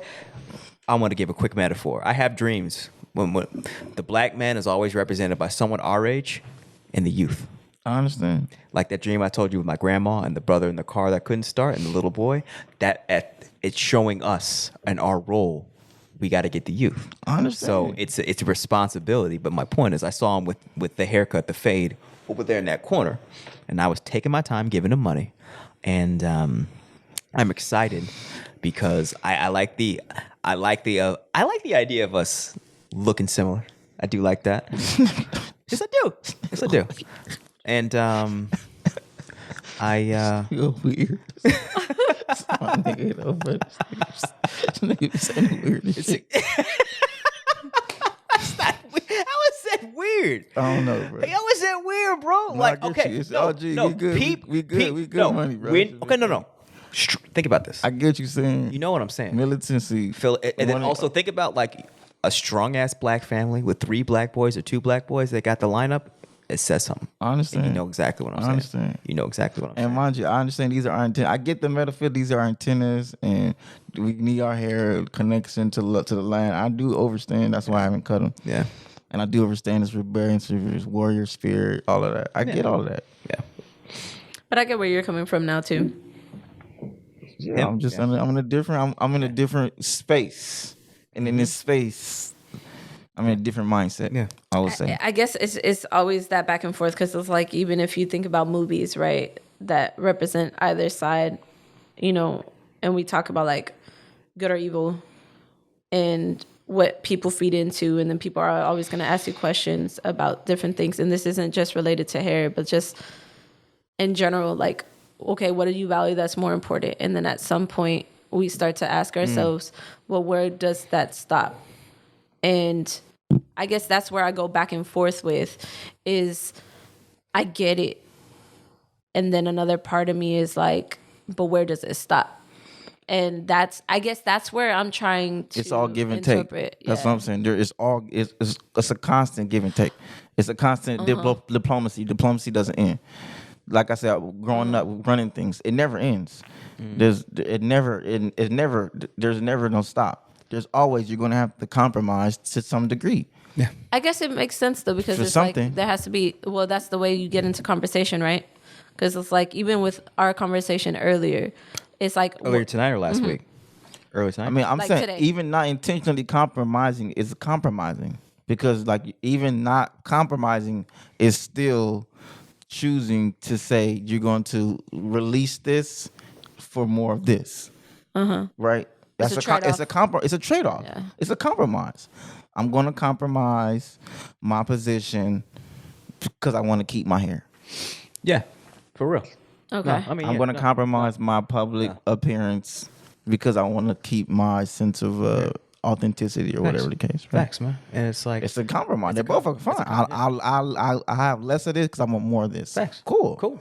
It's consequences. It's cool. It's consequences and let's just talk about we talked earlier about you can't join the military with locks because if it's that difficult for you to cut your hair, then you aren't really for the sacrifice that service requires. And I'm not here to tell everybody to cut their hair. I'm just here to say this is kind of something I've been thinking about and that's where I am. Yeah, it's a personal choice. And as I'm seeing, we're gonna go back into corporate. No, facts, bro. We're gonna build out our corporate. We're gonna build out our corporate. We are. We're building out our corporate right now. We are building out this conversation, bro. And that doesn't mean that anybody with locks not gonna come in. No, not at all. Not at all. Or it doesn't mean none. It doesn't mean it means what I'm accepting about myself. Yeah, man. Mm-hmm. Yep. And why I got my locks. It's just not the locks, it's why I got my locks and how I wear my hair. The intention behind it. No, that one it makes sense. Its purpose. Yeah. According to what you're saying. I'm not commenting on what you understand what I'm saying. I get it. I'm really not saying cut your hair because regardless, it's not going to change how I feel about you. It's not. But so I'm just saying I'm commenting on it. But yeah, you're definitely right about that, bro. I get it. Yeah, for real. And it's like I'm gonna be the CEO of something. I'm gonna be, man. Yeah, and it's and relative to where we're going, if you can't make this sacrifice, you ain't ready, man. You know what I'm saying? I understand. You ain't ready. That's what I just said. It's at the end of the day, hair or land, kingdomship or fucking hair.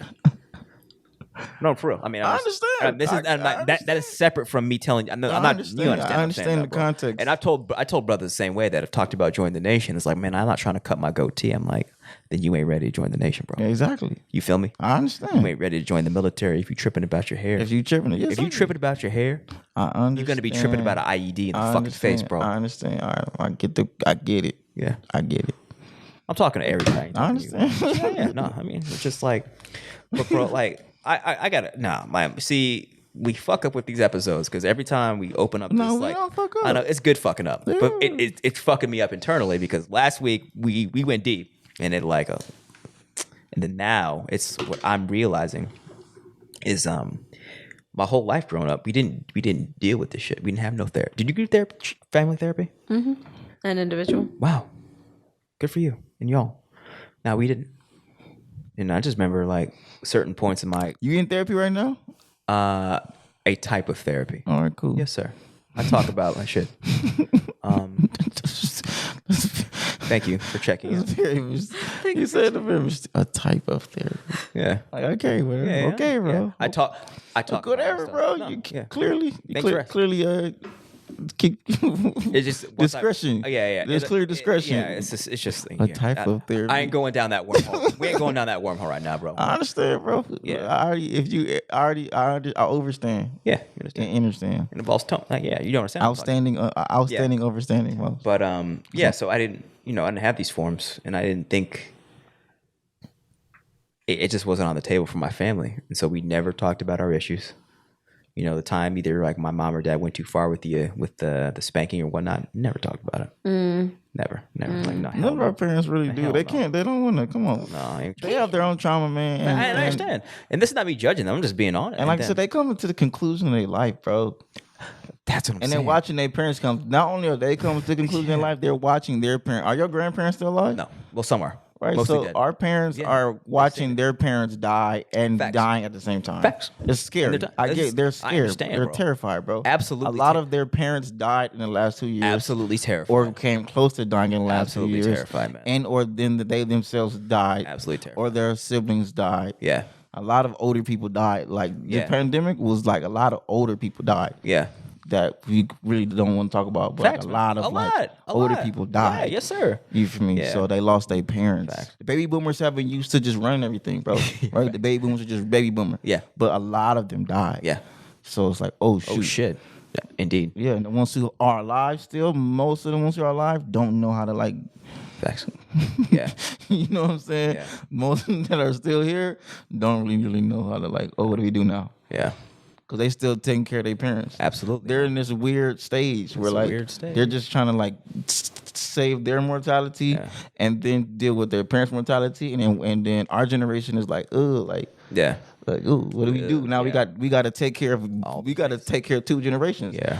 You get what I'm saying? People calling me. We gotta help out our grandparents and our parents. Yeah, I understand. Which I get, you're supposed to do, but it's still like, damn, like, how much are we gonna do? Though? Yeah, like, that's and I had to kind of have that conversation because it came up. We got, like I said, we got that little boy after us. Bro. Yeah, facts. And it was like it ain't the other way around. We're not seeing in these visions. I'm not seeing our parent. I'm seeing that little boy. That little boy. I can't take care of.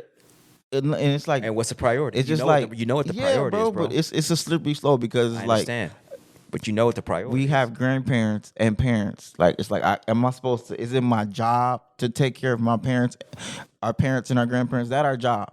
Is that our job? It's not our job. You get what I'm saying? Is that our life purpose? No. It's hard because of course we want to. We feel like we should, but it is like, damn, like. But it's about we gotta stop living our life to take care of y'all. Facts. No, for real. And then we have because take care of y'all state because y'all ain't got y'all states in order. Y'all shit in order. Our objective is the kingdom, bro. And in order to build the kingdom, we gotta make sacrifices. Oh, it's a slippery slope. Facts, bro. Do it including it starts with hair, ends with family. I understand. That's what I'm saying. No, let's be real, right? Right. That's a metaphor. Facts. Like really, like that's the hair's the easy part, bro. Like we making real distinctions right now. We gonna save grandma? Or we gonna teach Johnny? We can't save all. I can't save all the grains. We can't. But I'll go back to my personal. It's a tough conversation. Yeah, man. And like, so growing up, like we didn't talk about it, like because they made decisions, bro. They made decisions, and we not really had this conversation. They made decisions. They made decisions to get them to this point. Facts. They made a lot of decisions that got them to this point, and a lot of decisions they did not make, and a lot of decisions they had nothing to do with me. Facts. And us. Facts. A lot of these decisions they made to put them in these positions that had nothing to do with us. That's right. That they made. That's right. That they chose to do. Like moving me to Jim Crow South at 7th grade, fucking me up for life. It's the same one. But I know I understand what you're saying. But I want to, just speaking back, like, bro, like... Yeah, man. And like, I'm just thinking, like, there were times, like, we needed family therapy. So no, not needed. We need. It's needed right now, present time. If y'all listening, you're making me responsible. If y'all listening, talk to your bro. I know, right?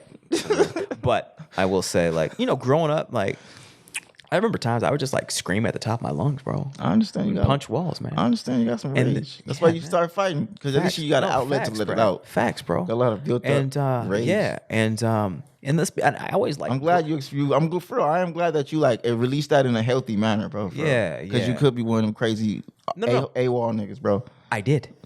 I went crazy. Okay, you're right. No. Well, that's why I'm going back. You ain't there no more. No, I went crazy. I understand. No, let's be real. And like, what I'm really grappling with the fact is, I went crazy, and instead of my family using that as a forum to be like, something's fucked up here, they tried to put me on psychiatric medication for the rest of my life and told me to shut the fuck up. Well, what else could they do? What else would they? What would you have want them to do in the vantage point of them having access to the information and the mindset that they had? They did what they were trained to do.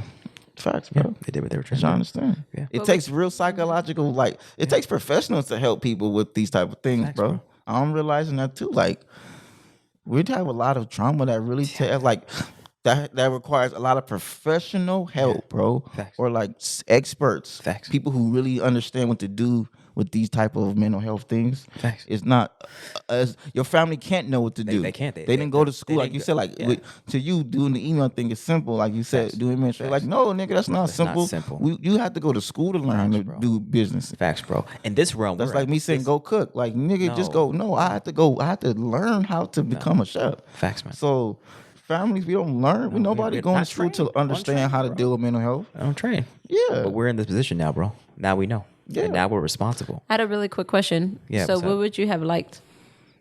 What do you feel that you needed? I knew when I was going through my shit that nothing was wrong with me. Yeah.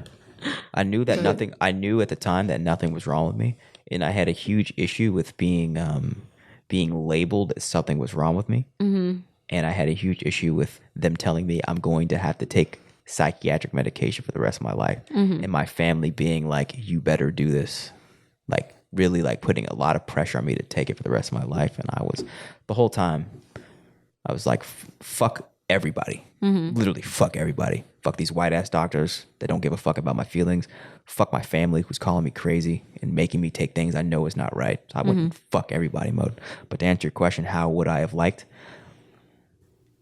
I would have liked people to listen to me when I'm telling them like I'm not crazy. I've just got issues. I would have liked someone to listen to me, and I was in an environment where that could be facilitated. Do you listen to yourself? I do now. Do you listen to your inner child? Sometimes. See, that's why I take my nigga out. That's why God and because that's me honoring my inner child. Yeah. This nigga like, I'm gonna take you. Let's go have some fun, bro. I understand. Even if it ain't about whatever, let's just go. Let's just go walk around LA. Let's just go see LA. Let's just go take the bus and let's go to Hollywood. Let's just walk around Hollywood, smoke a J and sip some. Yes, sir. Like that video, like I'll just do that. I'll just go out just to like go walk around. I'll go to the beach. Like this week I went to the beach I went to the gym and then I didn't feel right in the gym. So I just said I'm gonna go to the beach and I just walked around the beach at night. And just like I'm gonna get my exercise like that and just sing rap songs the whole night. Yes, sir. You know, like, I definitely I take my nigga out. I take my nigga out like walking the dog. Yeah. You know, I go for a walk. Use like almost every morning just to like go be active. Go get up and go. Yeah. I understand. I was gonna say another way I do it is when I'm having certain experiences with my kids that I feel, I guess it would be like a trigger being pulled and I react instead of coming down and being like, okay, well, now I'm gonna be responsible in my actions and be aware of what I'm doing and not just reacting like a knee-jerk reaction is I take my time and I look at them and I get into a calm, peaceful state and I tell them, say like they're getting like my son, he could get angry. Oh, he could get angry, but I love the ferociousness and the fire in him. Like it's, when I see it like that, I'm just like, you're so powerful. You're so powerful. And like, he was throwing a fit and I have, your parents in your ear talking about like, you can't let them do that. Oh, they're going to run all over you, this and that and the other, or just other people, voices in your head. And you're just like, okay, well, in order to stop this is how it was done for me as well. I'm going to pop him. So I popped him. He Smack? Mm. threw it. Open hand. Okay. On the bottom. Like on the side. And he threw himself to the ground and started screaming more. And I was like, that was the opposite of what would have happened to me. I would have got up so fast as a kid. I would have been up because the next thing that was going to happen, it was just going to be...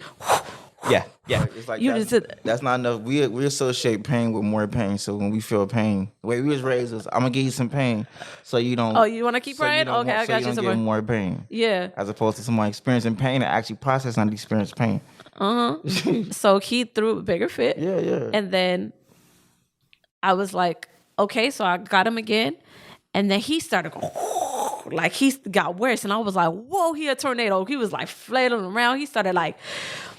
He was like hitting me, but like knowing better. Cause it was like, cause he's hit me like, he tired. He's like, he has a heavy hand. Yeah. Like he's like swung at me, but not like. This ain't the baby, right? This is the baby. Oh, wow. He has swung at me, but not like, mommy, I'm trying to hurt you. Yeah. But like, if there was a pillow there, he would have did the same thing. Like it was that sort of like energy. Yeah. And then like, I was like, boy, and he'd be like, I'm just going to go to sleep now. Like he'll just go to sleep. So in that moment I grabbed him and then I was like, wait a minute. I looked at him and I was feeling myself like getting angry and getting frustrated. Yeah. And I stopped and I was like, baby, it's okay. Like a baby making you mad, Yeah, I was like, what nonsense? Like I'm feeling out of control. Like that don't make no sense. So then I was just like, I held him. I put him in front of me because I had him like, I was holding him like this. What the fuck? Like that don't make no sense. That don't make no sense, right? Dude. Just the fact that you let anything get you to that point. Thank you for that, bro. No, but I get it. But like I put him under him and he was like, I had him like this. And then I switched him around in front of me and I held him in front of me and I looked at him. I was like, you're angry, huh? I was like, oh, you're mad. And he's like, he knows how to say frustrated. So he was like, frustrated is like this. But he goes like that. So he like started hitting himself like, I'm angry. Like, I'm really angry. Oh, he was doing like sign language? Yeah, he was doing sign language. So then I was like, I understand. Oh, mommy's angry too right now. Mommy feels very mad right now. But we don't have to hit. We don't have to be mean. We have to be kind. We got to be kind to ourselves. It's okay to be mad, but you don't got to hit yourself. You don't got to scream. You could talk to mommy, but you got to use words. Can you do that? Can we talk? And he immediately, like, he stopped moving. Like, the more I talked, he stopped moving. He started looking at me. He was like, and I was like, I know, baby. I said, you want to come outside with me? You want to go with mommy? Let's go do this. Let's go do this. And he calmed down and I calmed down. So that's another way that I have learned how to heal. Like, who steers the ship? Who leads? Like, right? You learning like you steer. Oh, that I have power too. Yeah, like, and that I could bring that piece to him. Yeah, they can't steer. They don't know yet. They're not raising. They don't know you, yet. You're yeah. raising them. I don't know. I've learned a lot from them. They have grown me a lot. So, but you know, I get what you mean. They're not raising you. Yeah, you know what I'm saying. They're not like you learning, but at the same time, like, you get what I'm saying. Like, parents, you're raising them. Oh, okay. You get what I'm saying. Yeah. You can steer. Yes. The navigation of where this goes. Yes. A lot of, like, we grew up like just control. Yeah, control, like more like reactive. Yeah. I'm not gonna cry because I don't want this. I don't want this, so I'm not gonna do this. But like not like really processing. Like, oh yeah, definitely. I'm upset, and it's okay that I'm upset. I'm frustrated right now. I understand that I'm frustrated. You understand I'm frustrated. So now that we accept that we're frustrated, we can process. Yeah. As opposed to like, I'm frustrated, but I can't even express it because I'm gonna get in pain. It's if I deal with this emotion, more pain comes. So I have to just not Bottle even deal with this. It's like shaking emotion. up a soda, man. Yeah. Without it being open. Just okay, so it bottles up. And then niggas go crazy. I understand. So what I was going to say to that is like, that's one of the ways that I help heal my inner child is because when I go through those emotions and because they're triggering me, I can take back, what did I need at this time? You know what I mean? And I could give that back. And in that instance, when I realize what's going on and that I could correct it, I realize that I could correct what's inside, or that what I feel is broken or unheard, like all those things, I can go back, right?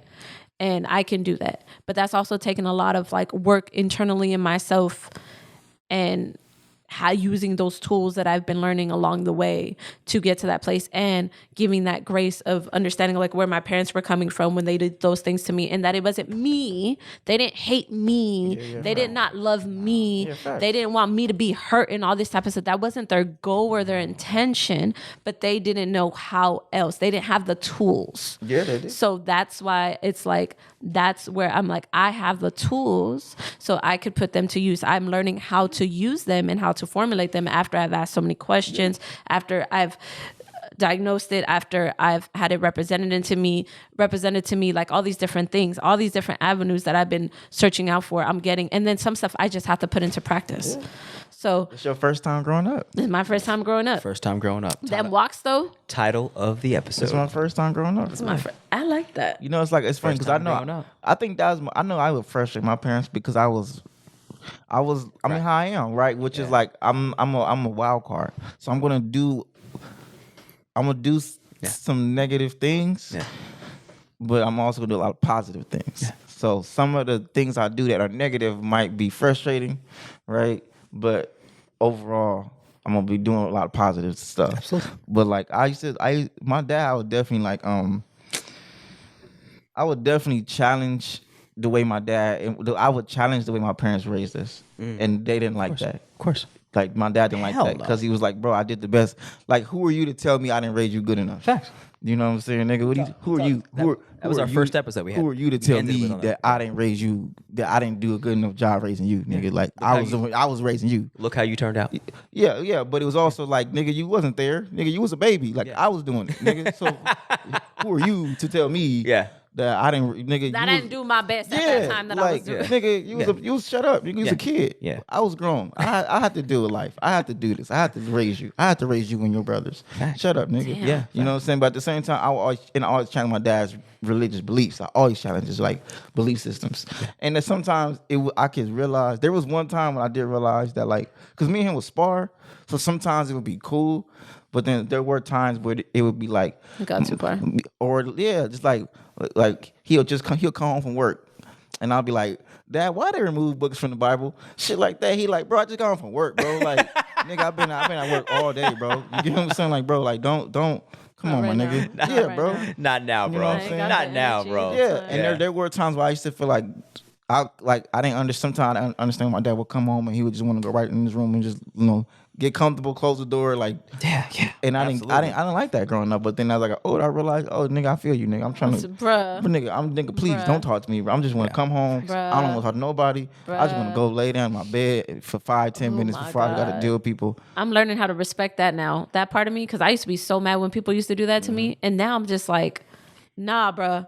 I need a minute. Yeah. Like, I really just give me. If you don't give me that minute, you're gonna get something that you do You're not gonna want. get a variant. You're gonna get a variant. You're gonna get a variant. Facts. You're definitely gonna get something. Facts. I just can't tell you Facts, man. what you're gonna feel about it. Yeah. Yeah, no, I get it. Yep. So, But that's why I realized I know I need my own. I curated my own space. I curated a space that works for me the way I need to work for my own mental health. that's true. That it doesn't matter what people think. This is a space for me to deal with my shit. Facts, man. You know what I'm saying? I mean, we spend the most of the time alone. So, That's right. yeah. That's right. But it's 1:30. I know, yeah. Bruh, for real. Yeah, it's almost, we pushing almost, yeah, okay, we at 2:45. Now you about to split this session.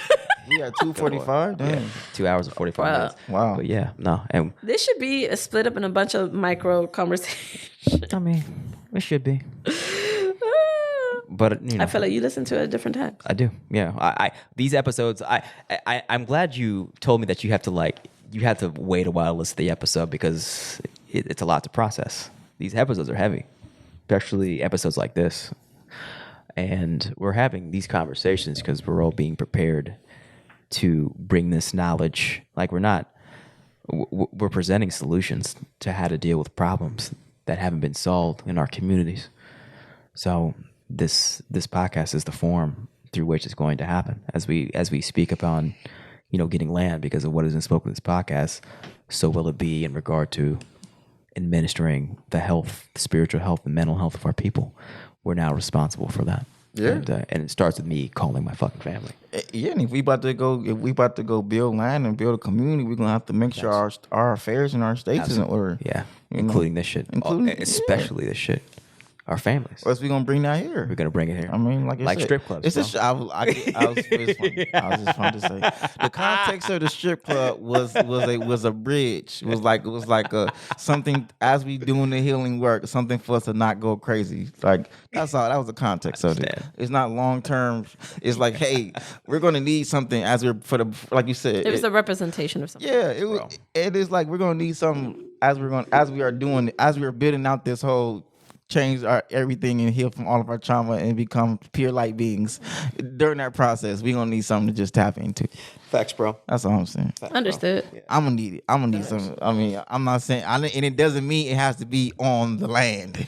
That was not what I meant. Like, oh yeah, you're gonna train farmers and then we're gonna build. I know, but if you fucking with honor, we're gonna take that and assume it's gonna be that, and then we're gonna bang on you like that. What? Nah, don't put me. We're gonna take that piece, No, that 2% of how it could have been interpreted, and we're gonna bang. No, because exactly what I This said nigga want a strip club in a cornfield? Exactly what I said is that the place is fully accessible. It didn't seem like the place right there. Yeah, I'm speaking in the context of we have Just representation of thousands of acres. Yeah. I'm speaking in the context of we have like a whole city. I'm not speaking in the context of like we got a couple hundred acres. I'm talking about when we have like I said, a whole city. It's happening. Are we gonna not have no strip clubs in the whole city? That's me. That's what I'm talking about. I don't know. I'm not there yet. I ain't there yet. You there, no and you idea. be there, bro. You know what I'm saying? He got good ideas, so maybe it'll be a good idea in his hood section of the kingdom, bro. You know what I mean? I have no judgments against any of the stuff. Like scars.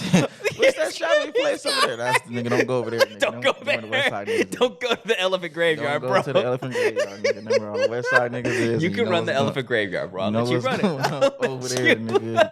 Don't go over to the elephant graveyard. Oh, man. All right, bro. So this day started with That's me. where the real niggas is at. Yeah, okay. All the LA niggas is over there in the elephant graveyard, bro.